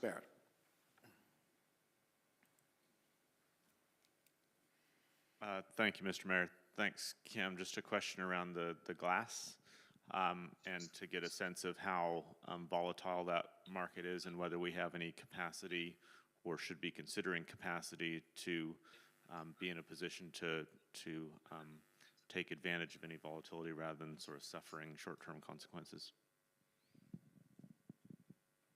Thank you. I'll pass that to Bryce. I believe he will have a better answer than I can provide, but I do understand the recycling market does have volatilities. Yes, Bryce Hosking, Acting Resource Recovery Group Manager. Pretty much exactly what I was about to say. It is a very volatile market. We are very dictated by the price that we get, and don't really have many levers to do much about that. So we don't really have any holding capacity locally that allows us to exercise any sort of discretion in that market currently? We have some, but it is very limited. Okay. And secondly, if Palmerstonians were to consume more bottled beverages next year, would that help or hinder that budget? Well, yeah, probably neither really.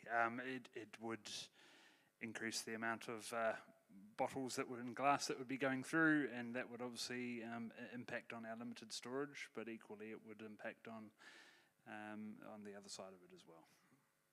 So would it increase or decrease revenue?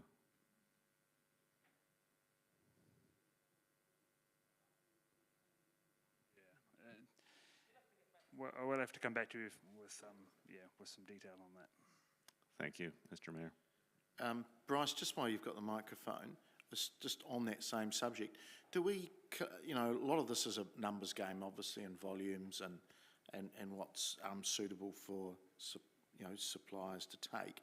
Are we collaborating with other councils? I'll just see our friends over in Fielding setting up a big resource centre and other councils. Are we doing that?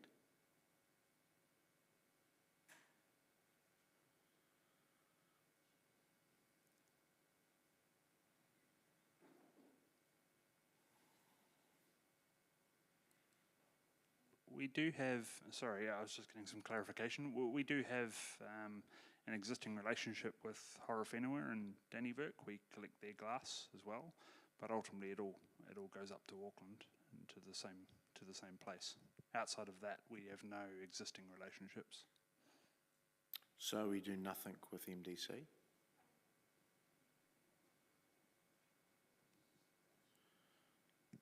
I think everyone ultimately, the glass goes up to Visi in Auckland. You're right, Mayor. Sarah Sinclair, Chief Infrastructure Officer. You're right, Mayor Grant. MDC have just built a new plant. We've been in discussions with them throughout the course of that, partly about how they handle their waste in the interim. We haven't had any specific discussions as yet about what difference that will make to service provision locally. I guess they're dealing with their own backlog first, but we will be having those discussions because, as you can see from the work that we do with the other local authorities, we do discuss quite a lot locally and also nationally through the waste industry bodies. Okay, yep, thank you. Councillor Butt. Thank you, Mr. Mayor. Probably half of the answer I have already got, but just want to make it clear. Are we bound by some treaty or government legislation that we cannot go to the open market? Or For your question, Councillor Butt. regarding glass, like you said, we have to send it to Auckland. So can we approach some international buyers or other buyers in the market? Through the through the chair, I think at the moment the Visi collection in Auckland is the predominant place where glass across New Zealand is collected to be recycled. Yes, we could look at alternatives overseas, but we would tend to do that through the industry body because for New Zealand, we get the bulk, the weight of our market, if you like, we get the market strength by going in a group, which was really what the Mayor's question was about. Are we getting enough strength through going in groups? Okay, thank you. Okay, thank you. No other questions of Cameron or the officers? All right, we've got, I think we've got one. Have we? Got one recommendation to come up before we go to the substantive on G.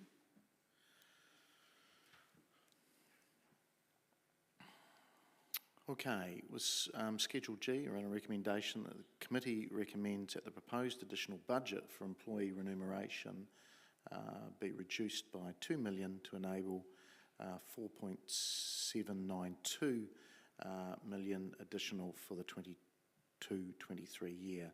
That the application and prioritisation of the additional 4.792 million remuneration be determined by the Chief Executive.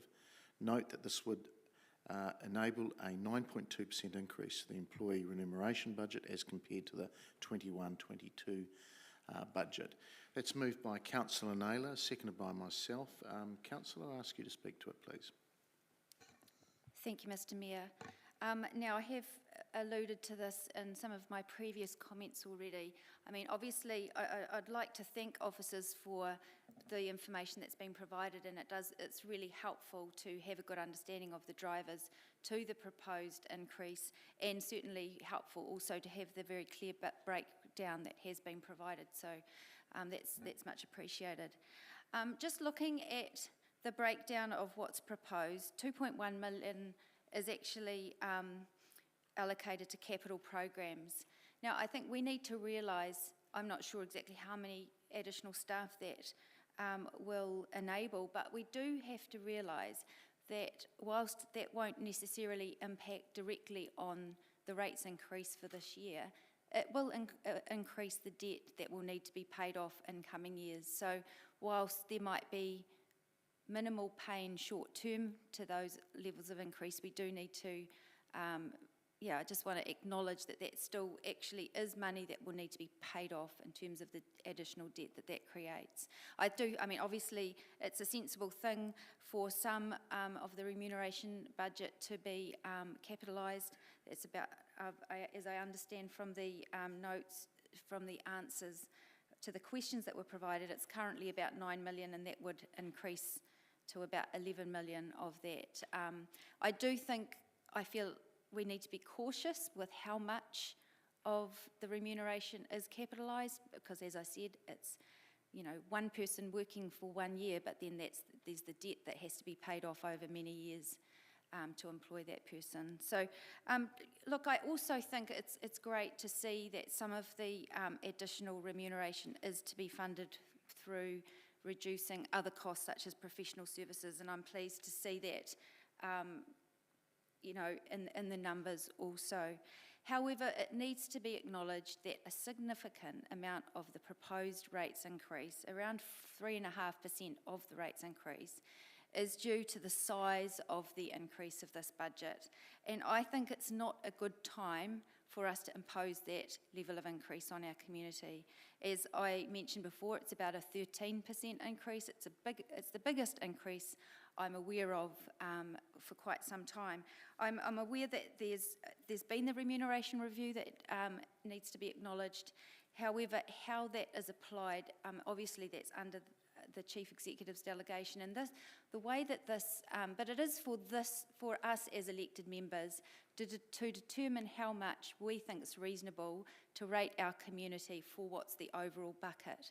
This recommendation, the wording of it, does really acknowledge the Chief Executive's role in prioritising and applying that additional budget. But I think it's for this room to determine the level of comfort that what we rate our community for is appropriate for the current environment. And I believe what's proposed is not appropriate for the current environment.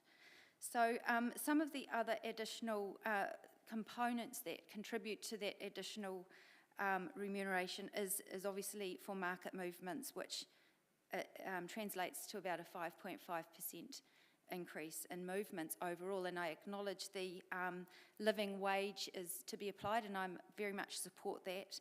I think some of the discussion over years in terms of the relativity that's applied, I would question whether that needs to be applied right across the board.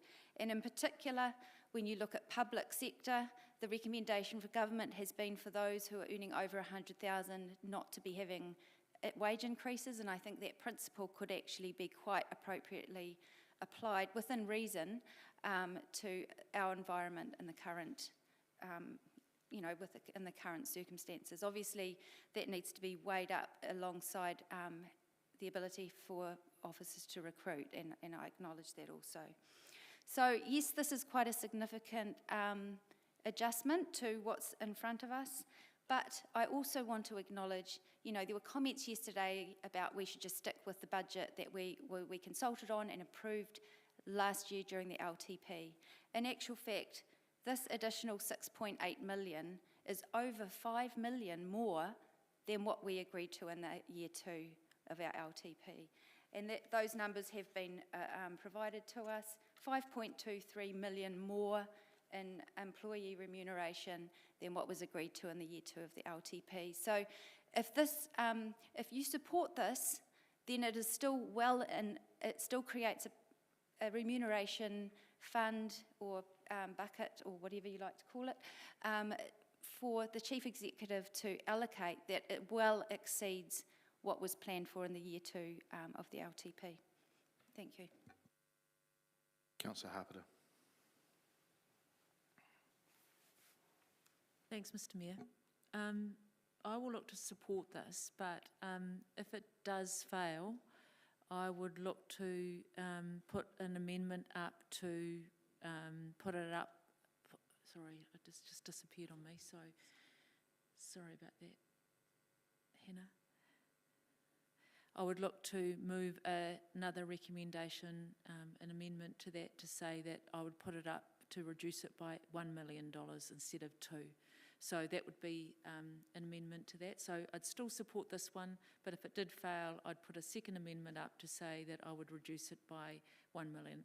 I just think that some councillors around the table might not have an appetite to do it by 2 million because in light of what the acting chief executive has said. So, we don't want to stop the recruitment of people coming into the capital program to deliver the capital program. We really want that to happen, but we do, and we don't want to drop our level of service, but we do realise there are vacancies, and it is in light of us not filling some of those vacancies in this next year, and that's what I'm really looking at that from that point of view. So that's what I'd be proposing. I would look to support this, but I'd also look to put an amendment up if this one failed to 1 million. Thank you. Councillor, just with an amendment, if it is an amendment, and I've just taken some advice, it probably needs to come first now.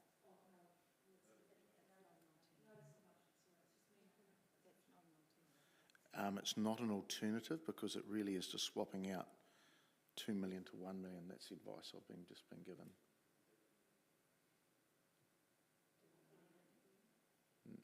Well, you can do it. It's up to you, but we'll need to vote on that. We'll need to, well, first of all, you need to seconder, and secondly, we'd need to do that first because it's an amendment to what has been put.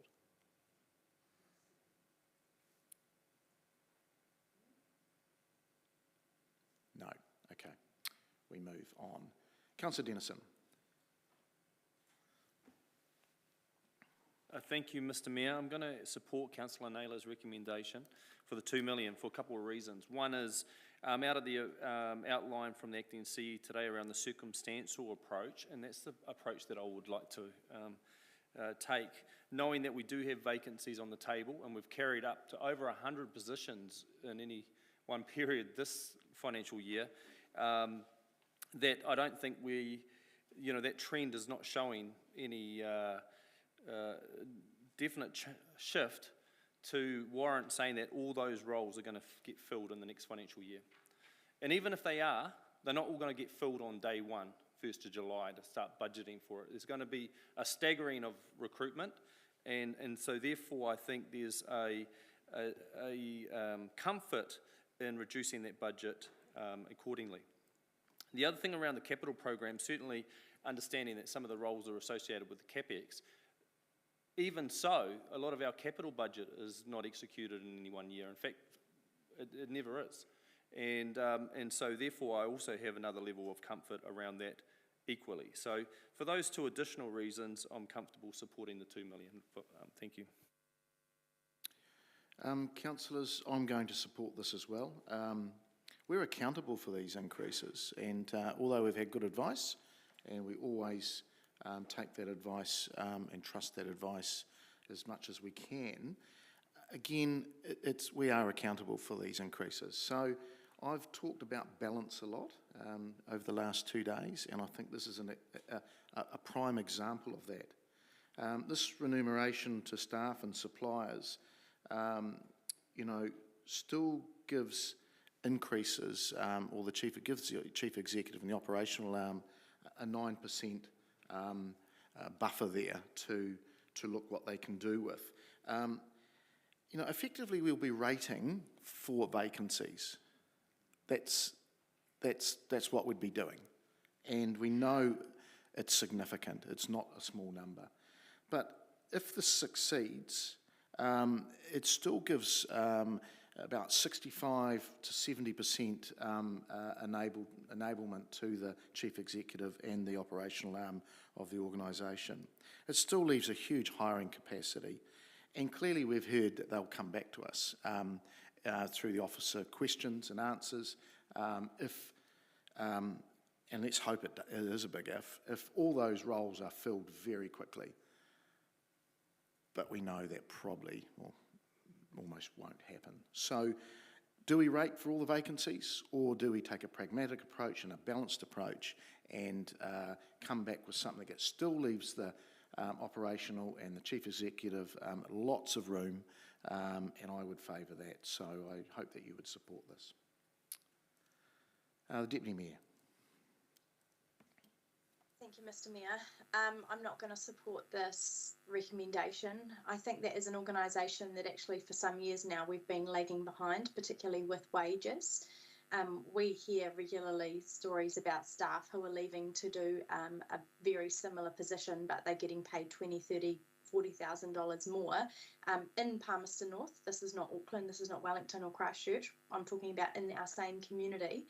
And so I think that we have to recognise that we've got gaps all over the organisation for skilled people, and we are well behind in the market. There has been work done on the remuneration review that's informed this suggested figure around the increase. And I think that, we've got issues to address here to make this a desirable place to work, and that does include wages. That includes a number of things that we've talked about throughout this annual budget, particularly around things like health and safety. I actually think that lots of these go hand in hand, and if we are reducing that budget, I think we're kind of just turning this into a drip feeding approach in terms of change. We actually have an opportunity to really bring ourselves up to speed. I do disagree with the concept that we are rating for vacancies. In actual fact, I am on the other end where actually I think that we are rating to address vacancies, to retain our staff, to prevent vacancies. And so I won't support this. I won't support a variation of it, whether it's $1 million or whatever. Actually, I think that we've had a review, we've had a suggested figure to say this is actually what we need to do to address the problem, and I think that we should do it. Councillor Johnson. Thanks, Mr. Mayor. I won't be supporting this proposal either. A number of reasons. The first one is that for some time now we've been hearing about the high level of vacancies in the organisation and the inability to attract and retain skilled staff. And a remuneration review has been done. It's indicated that we're not meeting the market in terms of providing attractive salaries for our staff. And, you know, an organisation like ours depends on having skilled, engaged, capable staff. Wages being adequate is a part of this. It's not the whole story, we know that. But I too am aware of members of staff who have moved from council to other organisations in Palmerston North doing similar roles and had significant increases in salary. So we're not going to retain good people, and our strength is in our people. So I'm not prepared to support this. The other thing we need to think about is at the moment, the country as a whole is suffering from inflation. Cost of living is increasing quite rapidly, and we need to keep up with those cost of living expenses and meet the market. So, you know, it's easy to lump it all together and say, oh, well, it would be 9.2. But that's not allowing for the fact that some of this additional cost is for new positions. And new positions are for the additional work that we've asked council to do. So I'm not happy to approve it for those reasons. The other thing that we need to look at here is the unintended consequences that we could be walking into by reducing this budget. If halfway through the year, the chief executive comes back and says we're cutting services because we can't afford to pay the staff, then I won't be feeling that we've made a sensible or pragmatic decision. I'll feel that we've shortchanged the community by refusing to pay our staff adequately. I know that some of this increase will be for the increase in bringing all our workers up to at least a living wage, and some of that will be for market relativities. And I think that has to be acknowledged. But at the same time, that's a necessary increase if we're going to value our people, that, you know, the nearly 700 staff that are out there working for their community every single day. So I certainly am not going to be voting to reduce this, and I would advise you not to either.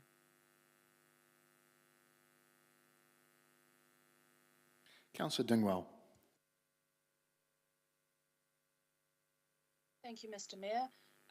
I echo the comments of the Deputy Mayor and Councillor Johnson. I cannot support this one. Our biggest resource, our best resource, is actually our people, and we do need to be making sure that we look after them.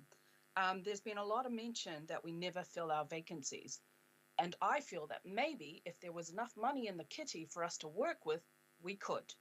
I think by not putting the amount that officers have told us that they need, we're just cutting ourselves off at the knees and just accepting that we will always have vacancies when actually we should be doing something about it. I know that even with the living wage, that's just bringing people up to I guess a kind of living state that they can actually cope with. And I think, you know, we need to value the time and energy that people spend in our organisation and the reasons why they stick with us instead of other organisations. Our turnover in some of the areas of council has been shocking. In just the 2.5 years that I've been here, it's been shocking. So I do not support cutting the remuneration budget at all. Thank you. Councillor Barrett.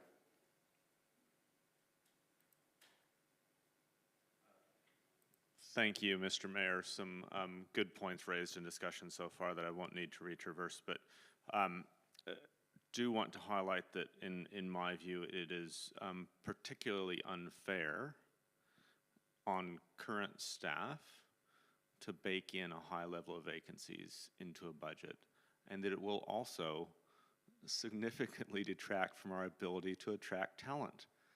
Come work for Palmerston North City Council. We're going to pay you 1 FTE, but you're going to deliver 1.2. I mean, that's just no way to actually set up an organization to be attracting the talent that it needs, especially because the year ahead will be quite different. For one thing, the inbound borders are going to be open. There's going to be a lot of people coming, and possibly some going, from Aotearoa, and there's going to be opportunity in that, and we should be positioning ourselves to be ready for that rather than cutting at this stage. So I'm very opposed to taking this step at this stage and would encourage you to vote against what has been put in front of us. Thank you. Councillor Beattie. Thank you, Mr. Mayor. I too will not be supporting this. It's a false economy because if we don't fill those vacancies, we'll end up with higher professional services, which has already showed up in our previous budgets. Also, what I just confirm what others have said. I mean, our attrition rate, I mean, we've had some of our good staff headhunted. Some of the 30, 40, 50,000 extra those staff have been getting. We've got to look after our staff that we've already got. We need to have the money there to employ good staff. So I just think it's a false economy. You'll cut this one and your professional services, you'll end up with an increase and you won't have a happy staff culture. We already know through the last couple of years how stressful this organisation's been with 90, we've been carrying 70 to 90 vacancies and this has caused some real problems. So let's put the money in there and make sure we resolve that. Okay, we'll now go back to you, Councillor Naylor, for right of reply. Thank you, colleagues, for your comments. I do want to respond to a few things that have been raised. I do think there are some comments that have been raised that probably do lack a little bit of context or balance in terms of the available budget, particularly in relation to the available budget to address recruitment and inflation and cost of living issues. If you might recall the 6-monthly financial report that came to us last week identified that we've got currently at 6 months a $1.7 million positive variance in the remuneration area because of the current vacancies. So if those vacancies continue at around about a similar level for the current 6 months, that's over $3 million that we're spending under the current budget that we have rated for. So actually this year we are rating for vacancies, so our community are paying that money. Hopefully it will invest a good surplus at the end of the year, but compared to our current investment in current spend, how we're tracking in terms of that budget, if we're behind by about $3 million and it's proposed to spend another 6.8, actually what we're saying is that's 10 million more than what we're currently actually spending. So I also want to just remind the acting CEO said we will continue to have vacancies for a period of time. I don't think we need to fund for 100%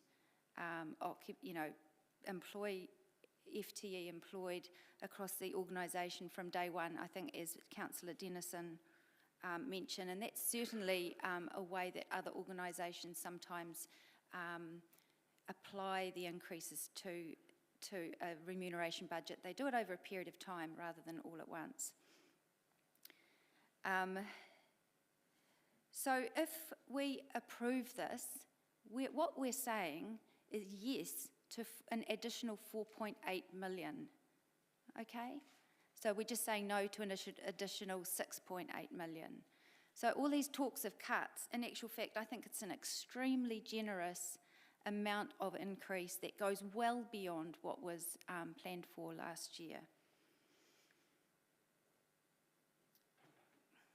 The other thing that I just want to mention is, you know, if for whatever reason we have amazing recruitment and we've got an amazing delivery of our work programs, and actually we're using all that budget and officers need to come back to us and say, actually, we need some additional funding for whatever, then those decisions can be made in an accountable, visible and transparent way.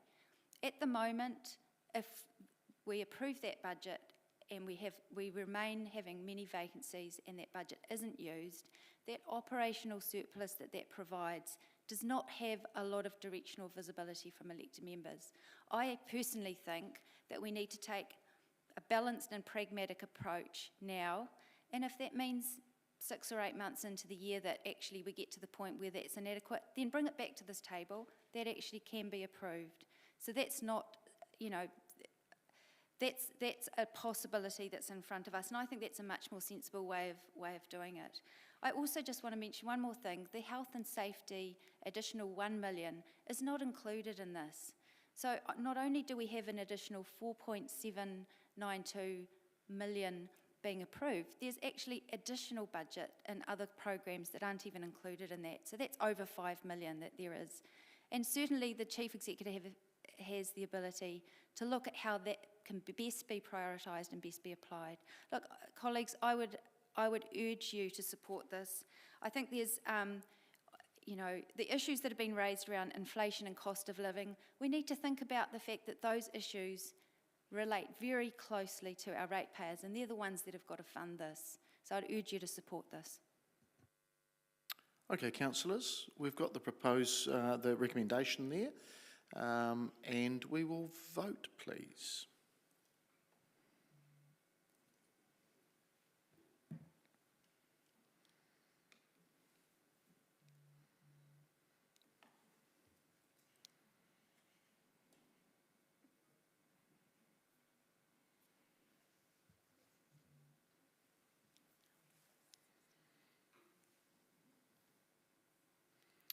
And that has failed, 6 for and 10 against. All right, we'll move now to D, Schedule D and E. We're taking those together. And I'll come back to you, Cameron and Steve, possibly.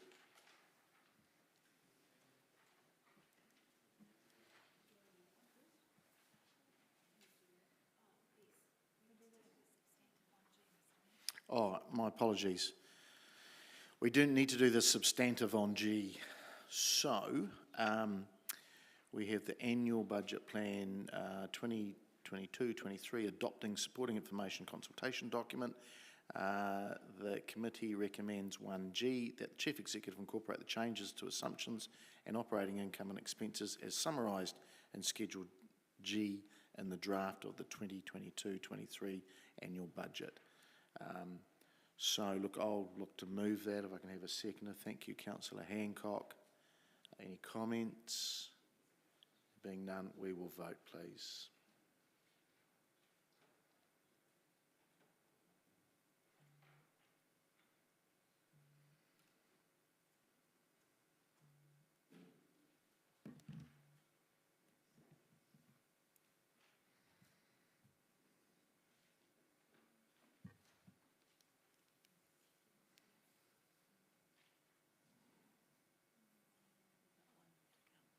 One to come, please, councillors. Just check your...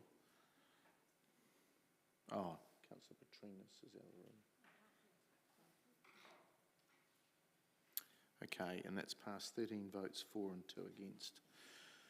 All right, back to you, Cameron, with Schedule D and E. Thank you.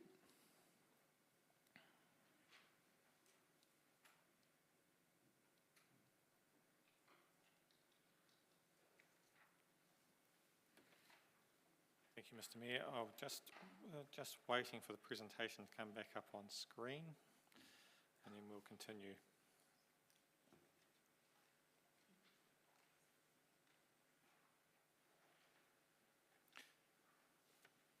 Okay.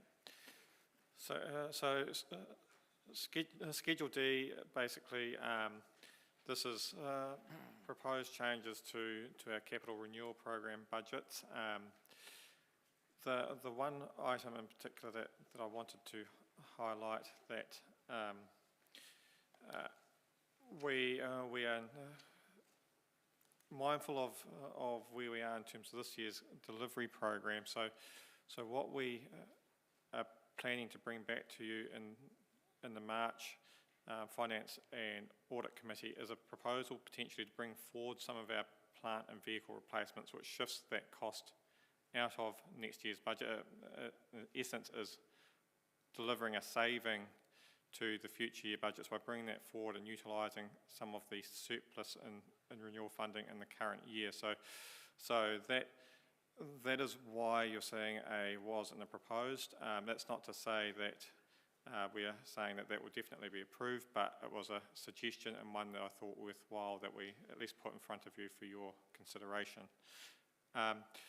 In terms of, as you can see, there are a mixture of alterations through this Schedule D, for which happy to take some questions on. In terms of proposed changes to the capital new program budgets, that the major change there is in the wastewater programs. 1.8 million in particular does pertain to the operating program that was removed in an earlier schedule because the option has been selected and we can in essence actually capitalise the cost from this point forward, so we would then look to loan fund that, which spreads that cost over a longer period of time and in line with acceptable strategy in terms of where the future for Three Waters is going as well. In terms of other changes, we see a reduction in the Streets for People program, and that's to reflect an earlier decision where we will continue to fund council share, but the reduction pertains to the Waka Kotahi funding that we had planned for in the long-term plan, but we're not successful in achieving. So that's to reflect where we council share to continue in part with that program. And in terms of program 2138, the Lido Pool backwash compliance, that is a new program being suggested by officers, basically to ensure that we have the plant and equipment installed at the Lido Pool to ensure compliance with its backwashing processes. Happy to take questions, Mr. Mayor.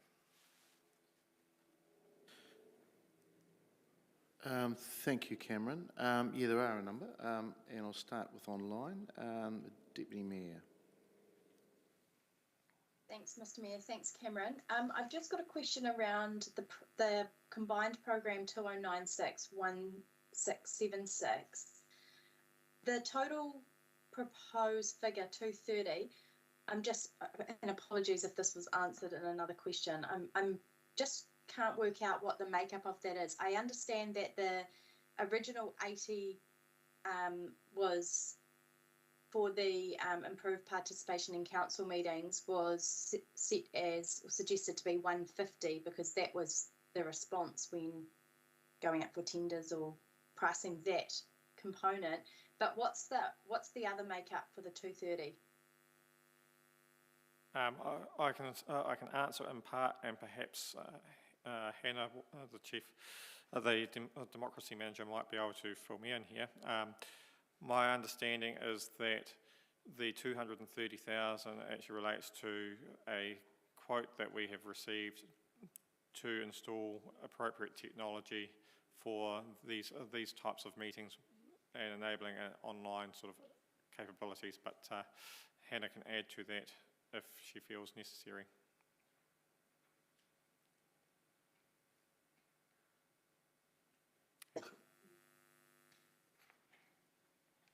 Thank you, Cameron. Through you, Mr. Mayor. Members, this 230,000 is the result of an RFP that we put out after we received that resolution for the 80,000. It's not anything special. This chamber, the technology has been upgraded in over a decade. You're very aware that every meeting when we're using our BlackBerry devices that we have issues every single meeting. So it's about upgrading to equipment that's fit for purpose. It's also about making sure that we have the equipment that allows us to make democracy happen.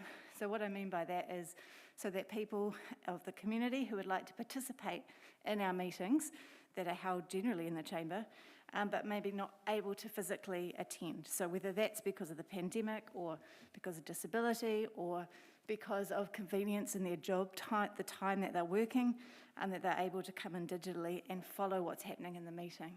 Members who are online now see that they have a view of the room and they don't know who's speaking. It's very difficult for a member of the public to follow that meeting and participate fully. So part of the equipment that's set aside here is, for example, to have 2 or 3 cameras. So what that means is one camera would be for the room view and 1 or 2 cameras would allow different sides of the table to be seen so that the individuals who are speaking, we can zoom in on them. Also allows us to upgrade our sound equipment. We're running on analog, not digital sound, and members who have had to attend meetings recently digitally are aware, as are members of the media who tell me that the sound quality is not good enough to go out through YouTube. It also allows us to upgrade so we can have hybrid voting. The members that, oh, that's interesting, our screen just died as I was talking, it's a good example. Members who are attending digitally today won't be aware, but you actually have proxy voters in the room. So I actually have 3 extra staff that have had to take 2 days out of their general job to sit here to vote for you because we don't have a hybrid voting system. So I would like to introduce that. And the other piece you might have noticed just now, I was running between a computer and a computer because we're not actually able to have a screen-in-screen function. So when we have the presentation up, we can't also have the people who are digitally up. So it's about having the capacity to do that. So those are some examples of the equipment that we're covering. So you can see it's just every day what we need. I'm not asking for any wingdings from this. Thanks. So with the with that 230 under council agenda, we've got for program 1676, that's 150. So is that for the actual software and cameras, and then is the additional money for like the voting and the integration or those sorts of things? Because I had thought it was 150 and now it's 230, so that's where I'm trying to understand from the information provided what the actual difference is, because we've been told at the workshop that the quote that we got, or sorry, the response we got was 150. Okay. Cameron, Chief Financial Officer acting. So basically it is one program and the budget for that is 230,000. Why you might see something different is we have 80,000 which is part of the carry forwards previously approved, and so the total program is 230,000, which is an additional request of 150,000. And that is what we have reflected in the total of the budgets. So is page 31 not up to date then? That's what I'm looking at, page 31.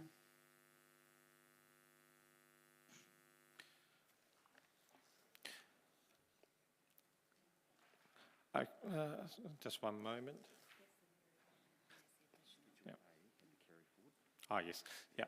Just getting some clarification here. Schedule A had the carry forward, which was a separate program, and we've put in an additional amount of 150,000 to bring that up to 230,000. So Schedule A already has the 80,000 included within it, and we're seeking an additional 150,000 because this is basically a additions to the capital program schedule.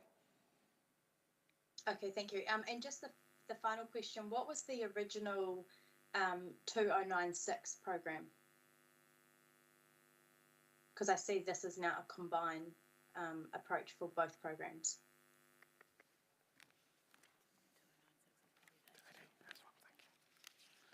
Just clarify. through you, Mr. Mayor, the 2096 program was the original 80,000. So that was in a program 2096, and then we have added 150,000 through program 1676 to give a combined total of 230 to enable this. Yeah, I understand the figures associated with each program, but 1676 is to improve participation in council and committee meetings. So what is 2096? What was the purpose of that originally? Because I'm trying to understand why those two have been combined or grouped together. I assume they've got similar outcomes or similar purpose, but what was 2096 trying to achieve originally? It was a separate line item. What I can confirm is they are achieving the same purpose. They are, in essence, for the same thing. I'm not sure why, and exactly why they are separate, except for one is a carry forward and one we've shown the additional program separately, the additional request separately. Okay, thank you. Before I go to Councillor Harpiter, Hannah, you stated that nothing's been improved in a decade. So is that camera and setup there's always been there, has it? Sorry if I said nothing, that wasn't an accurate statement, Mr. Mayor. The camera we set up so when we had that 80,000, we've used, I think, approximately 4,500. So we've done some of our own rewiring, and we've put up that camera, and we've made a makeshift system to make what you're doing today work. Right. And I think in past comments you said to us that these things here, we have trouble, and they seem to be going okay at the moment, but we have had problems with them. But you could replace those, the 230,000 isn't for these, is it? No, that's one of the items in the equipment. Yeah, so what was the cost for these? I haven't got the itemised in front of me. But they are itemised, so we wouldn't need to do 230,000 to improve these. No, you wouldn't, but to improve those, you would have to also purchase integrated software to bring it up to date. Yep, which we've actually updated in the since I've been the mayor. So we could do these, and we could do some integrated software within the existing budget. You could, but you wouldn't achieve the full purpose, yes. Okay. How many people outside our officers and staff watch council TV? Sure. Live during a meeting, it's usually around about 14 people, but then during the week following the meeting, there's about 120 views to about 250 views, depending on the meeting. Okay, and some of those would be councillors and staff? That's right, there's no way of telling who's viewing. Yep, cool, thank you. Councillor Harpiter. Thanks, Mr. Mayor. Question for you, Cameron. The increase in social housing for stage 3 of 500,000, what was that for?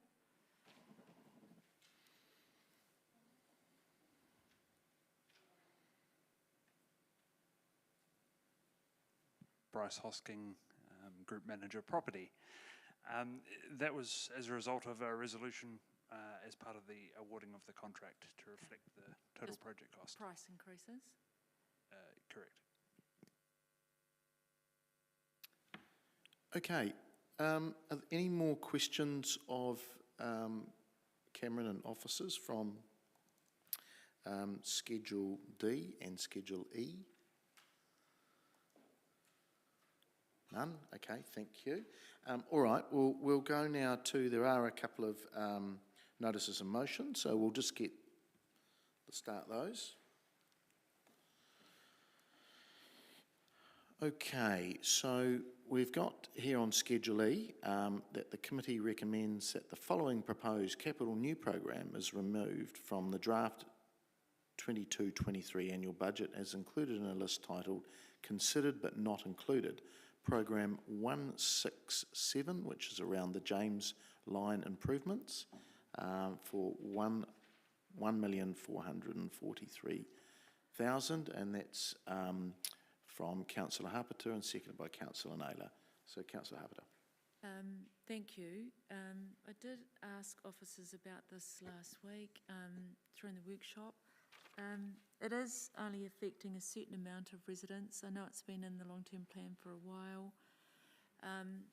It is a look to try and take this out. It isn't, when it says James Line, it is only affecting a small amount of people because it is only about Schnell Drive. It's not about, when it says James Line improvements, you do think it's the whole of James Line, but it isn't. It is only about Schnell Drive, so it's a very small part of the discussion. So that's why I'm proposing to take it out, because I do think this amount of money could be used over a large part of the city and not this small part, which is very small, only affecting a very small amount of residents. So I think if we're going to spend this amount of money, we should be spending it on a lot of residents rather than a small amount of residents. So this has probably got, in this cul-de-sac, this has probably got about 20 residents in it. So that's why I'm proposing to remove it.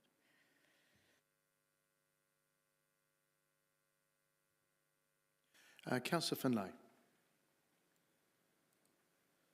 Thank you, Mr. Mayor. Just a point of clarification, if you don't mind.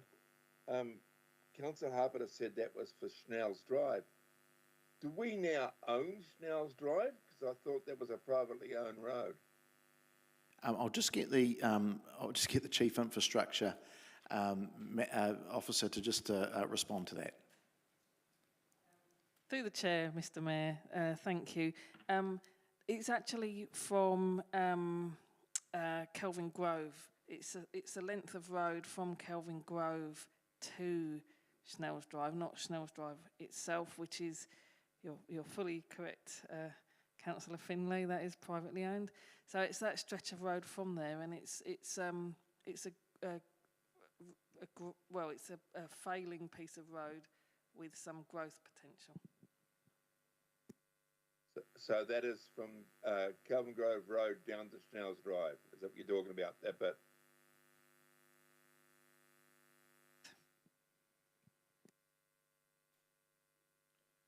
Okay, I've got a couple others in the queue. Is that correct?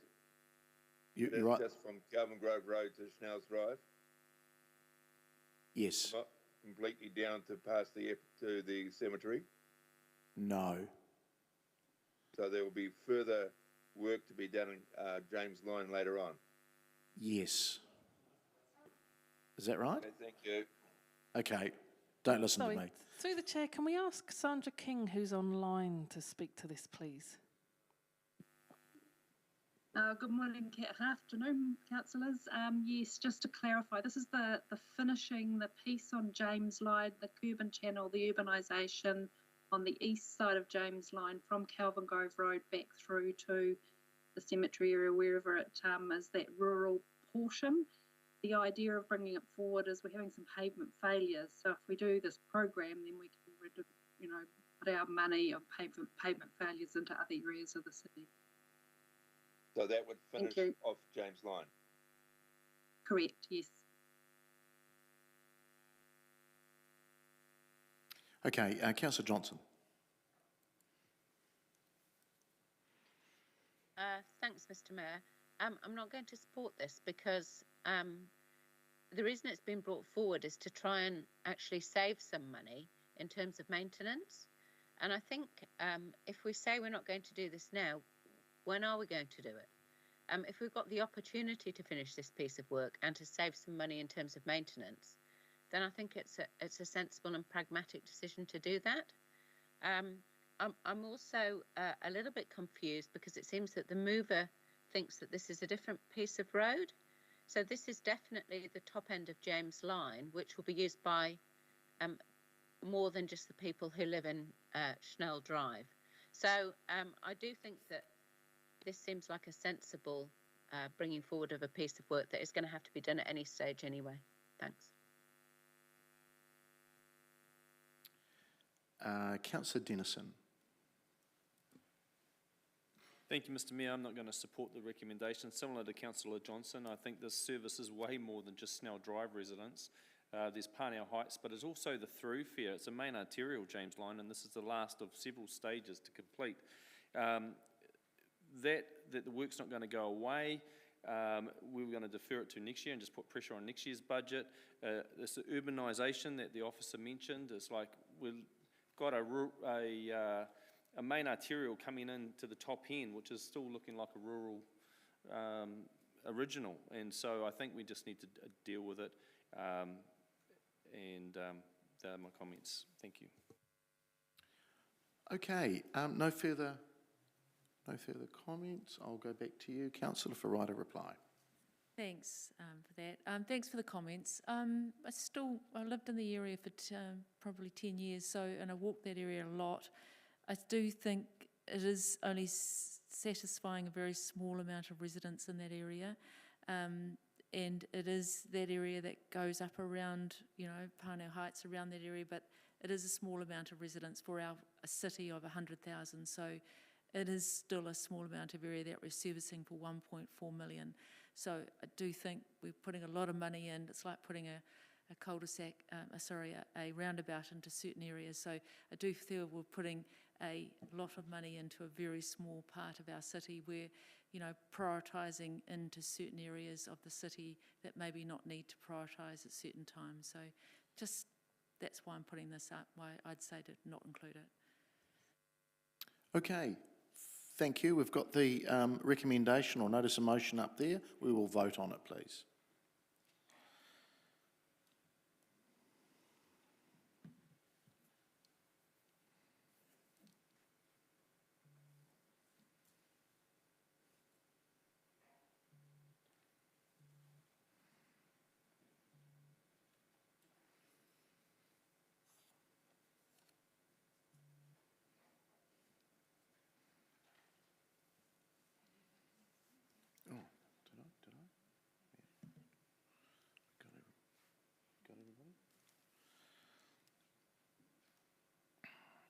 That has failed, 11 votes against and 5 for.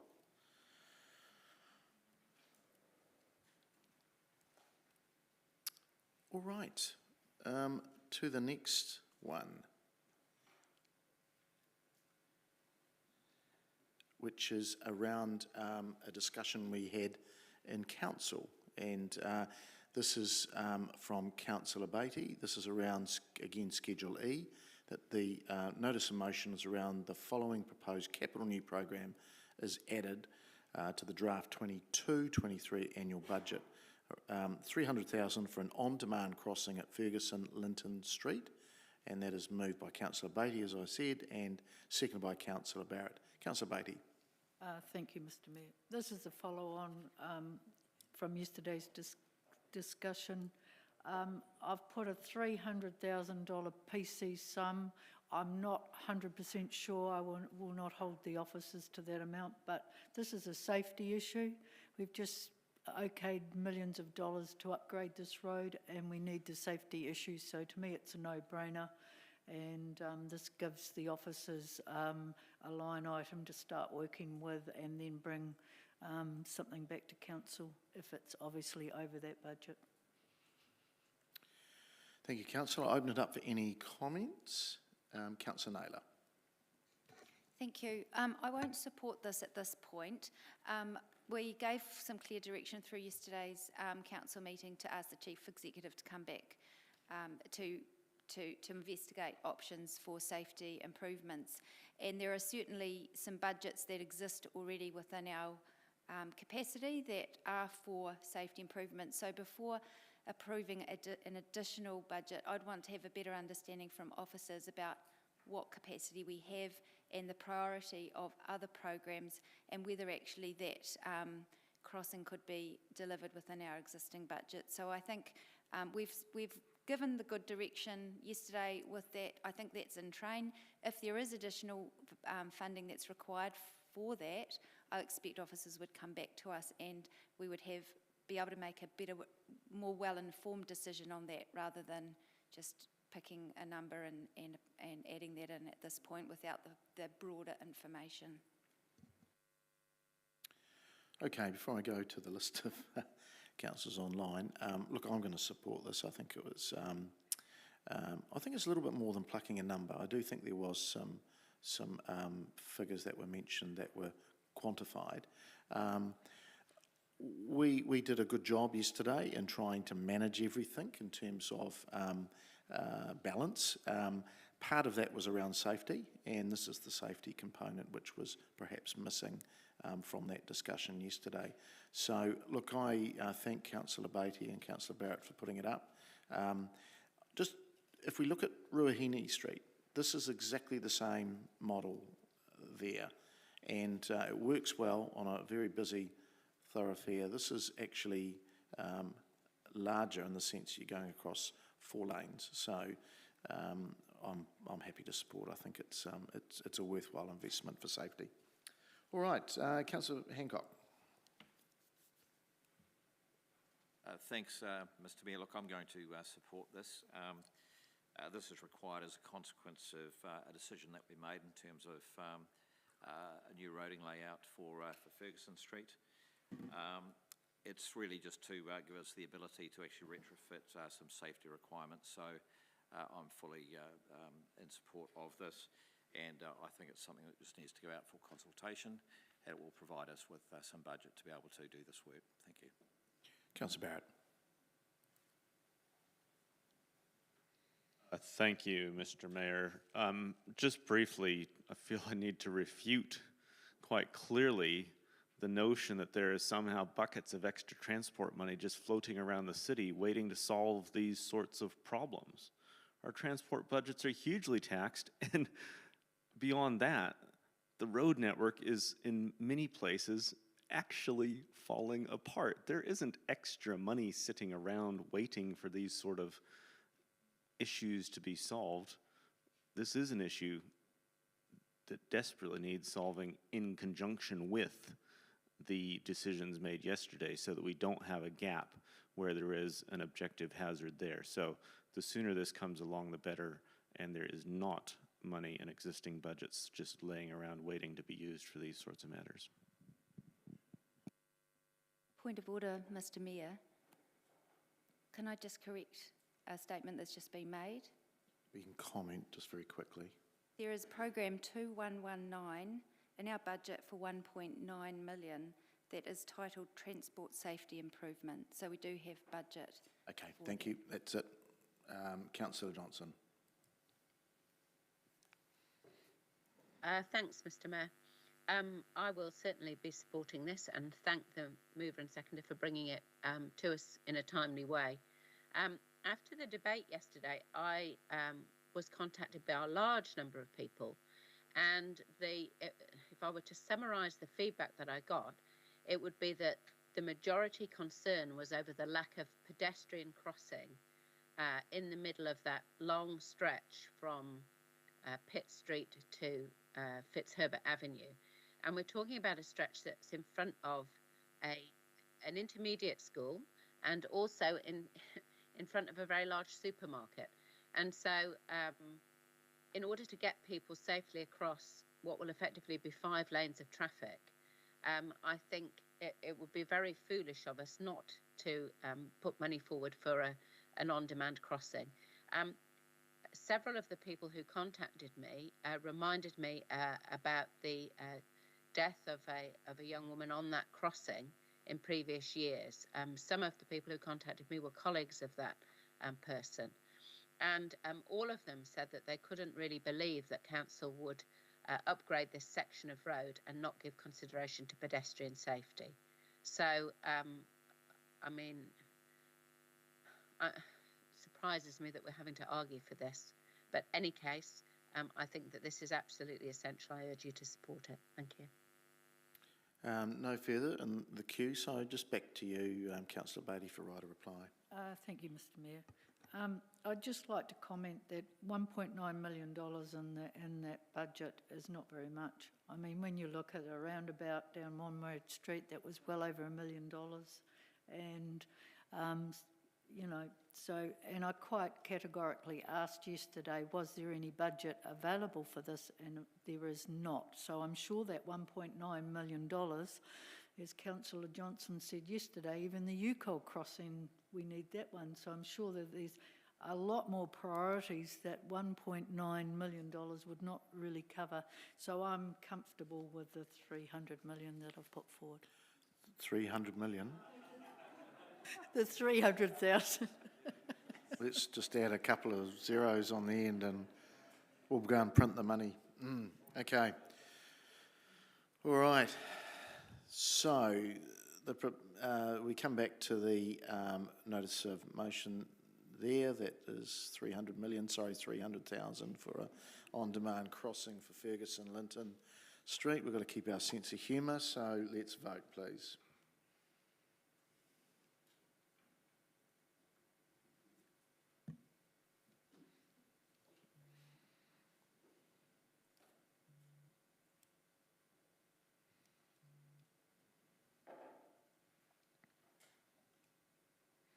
And that has passed 13 votes for and 3 against. Thank you. All right. We'll now move to still with Schedule E, and it's around the committee notice of motion recommending that the following proposed capital new program is removed from the draft 22-23 annual budget and is included in a list titled Considered but Not Included. So program 1676, additional funding to improve participation in council meetings, 150,000. So that's moved by Councillor Naylor, seconded by myself. Councillor Naylor. Thank you. Look, we've had some additional information on this item, so people should be quite clear. I mean, really this was put forward at the workshop. What was described as being able to be delivered through the 80,000 that's brought forward sounded quite adequate in terms of what I believe we need, and I didn't feel that it was necessary to add a further 150 to that. So I certainly acknowledge that there does need some investments and some improvements. I didn't necessarily think that we needed all the different angled cameras. I think if people can generally see, and mostly it's about hearing the debate online, then I think I haven't heard any complaints from those who have observed meetings and watched online in terms of what they're able to see and hear to date. So I'm comfortable with the 80,000 investment, but won't be supporting the additional 150. Look, I'm going to support it as well, councillors. I suppose there's some critical numbers here. We've got 80,000 in the budget to improve things. There's 14 people on average watching it. If we go to 230,000, that's 16,500 per viewer. That's the numbers.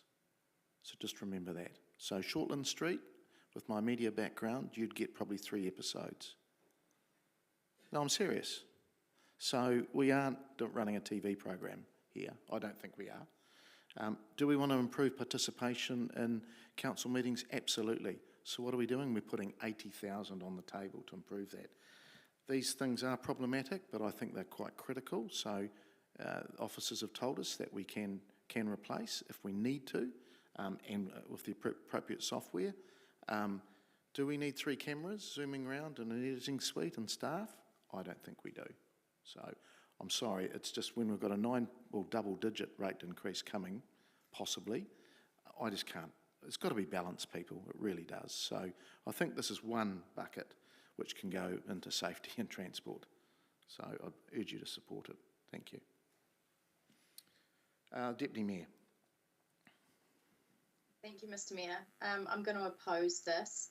Many years ago, I put up the first recommendation for online participation and to try and get a decent piece of software and gear to engage in this space. And it has taken a number of years even to get to here. As somebody who's experienced participating in online meetings, I can say that actually it isn't the best experience.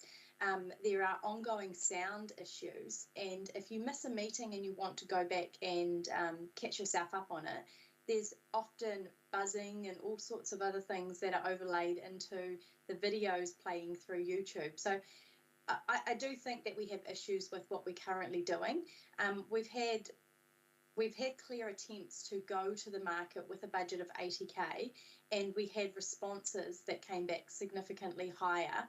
I think in the scheme of some of the other line items that we're passing at the moment, this budget isn't a huge amount. It's not a significant amount of money, but it will actually make quite a difference for the user experience, not just for the participants that we might have engaging on a regular basis, for future participants, for elected members, for staff, for others who are engaging in this space as well.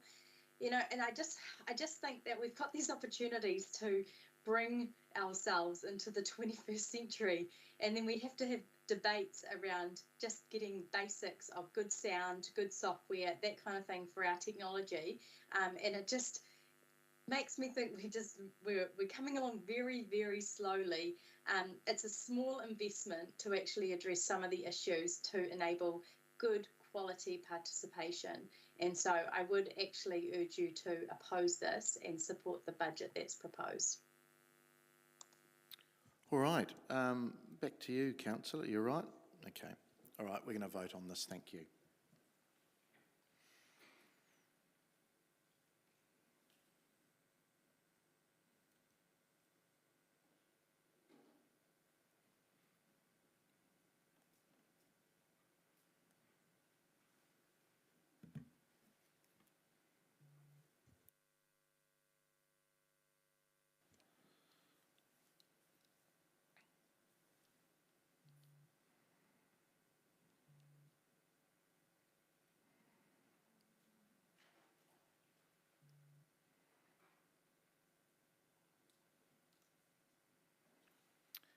And that has failed. 9 votes against and 7 for.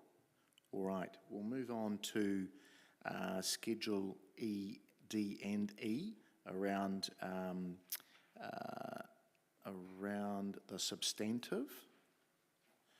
So again, annual budget plan 2022-23, adopting supporting information and the consultation document. And this is around that the Chief Executive, we're just getting the technology right.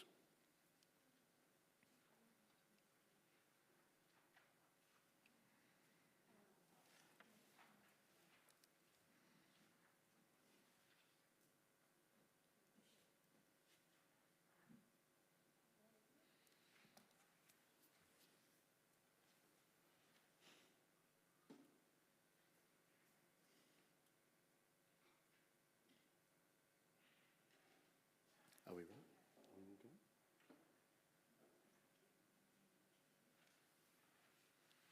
We're just getting it sorted.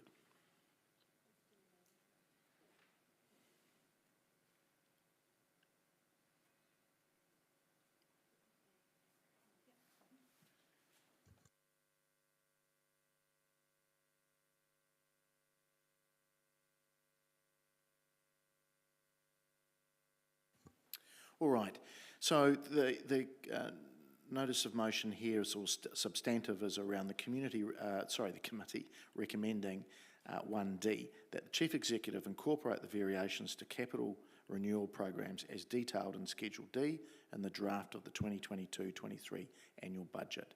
E, that the Chief Executive incorporate the variations to capital new programs as detailed in Schedule E in the draft of the 2022-23 annual budget, subject to Resolution 2 above. And the Resolution 2 is the Ferguson Street crossing. Yeah, including instead of subject to.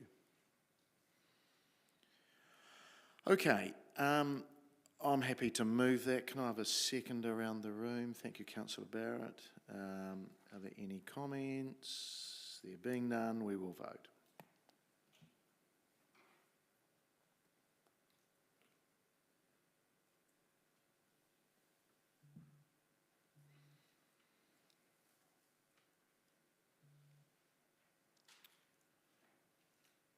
Okay, that's passed 16 votes for and none against. Thank you. So, councillors, those online and officers, I think we'll break now for lunch. Thank you for your patience. We'll be back in the chamber at 2:15. We'll then get into, for Cameron, for you, F. We'll complete that first part of number 1, then for Steve with number 2, and then number 3 of the recommendations. All right? Great. Thank you.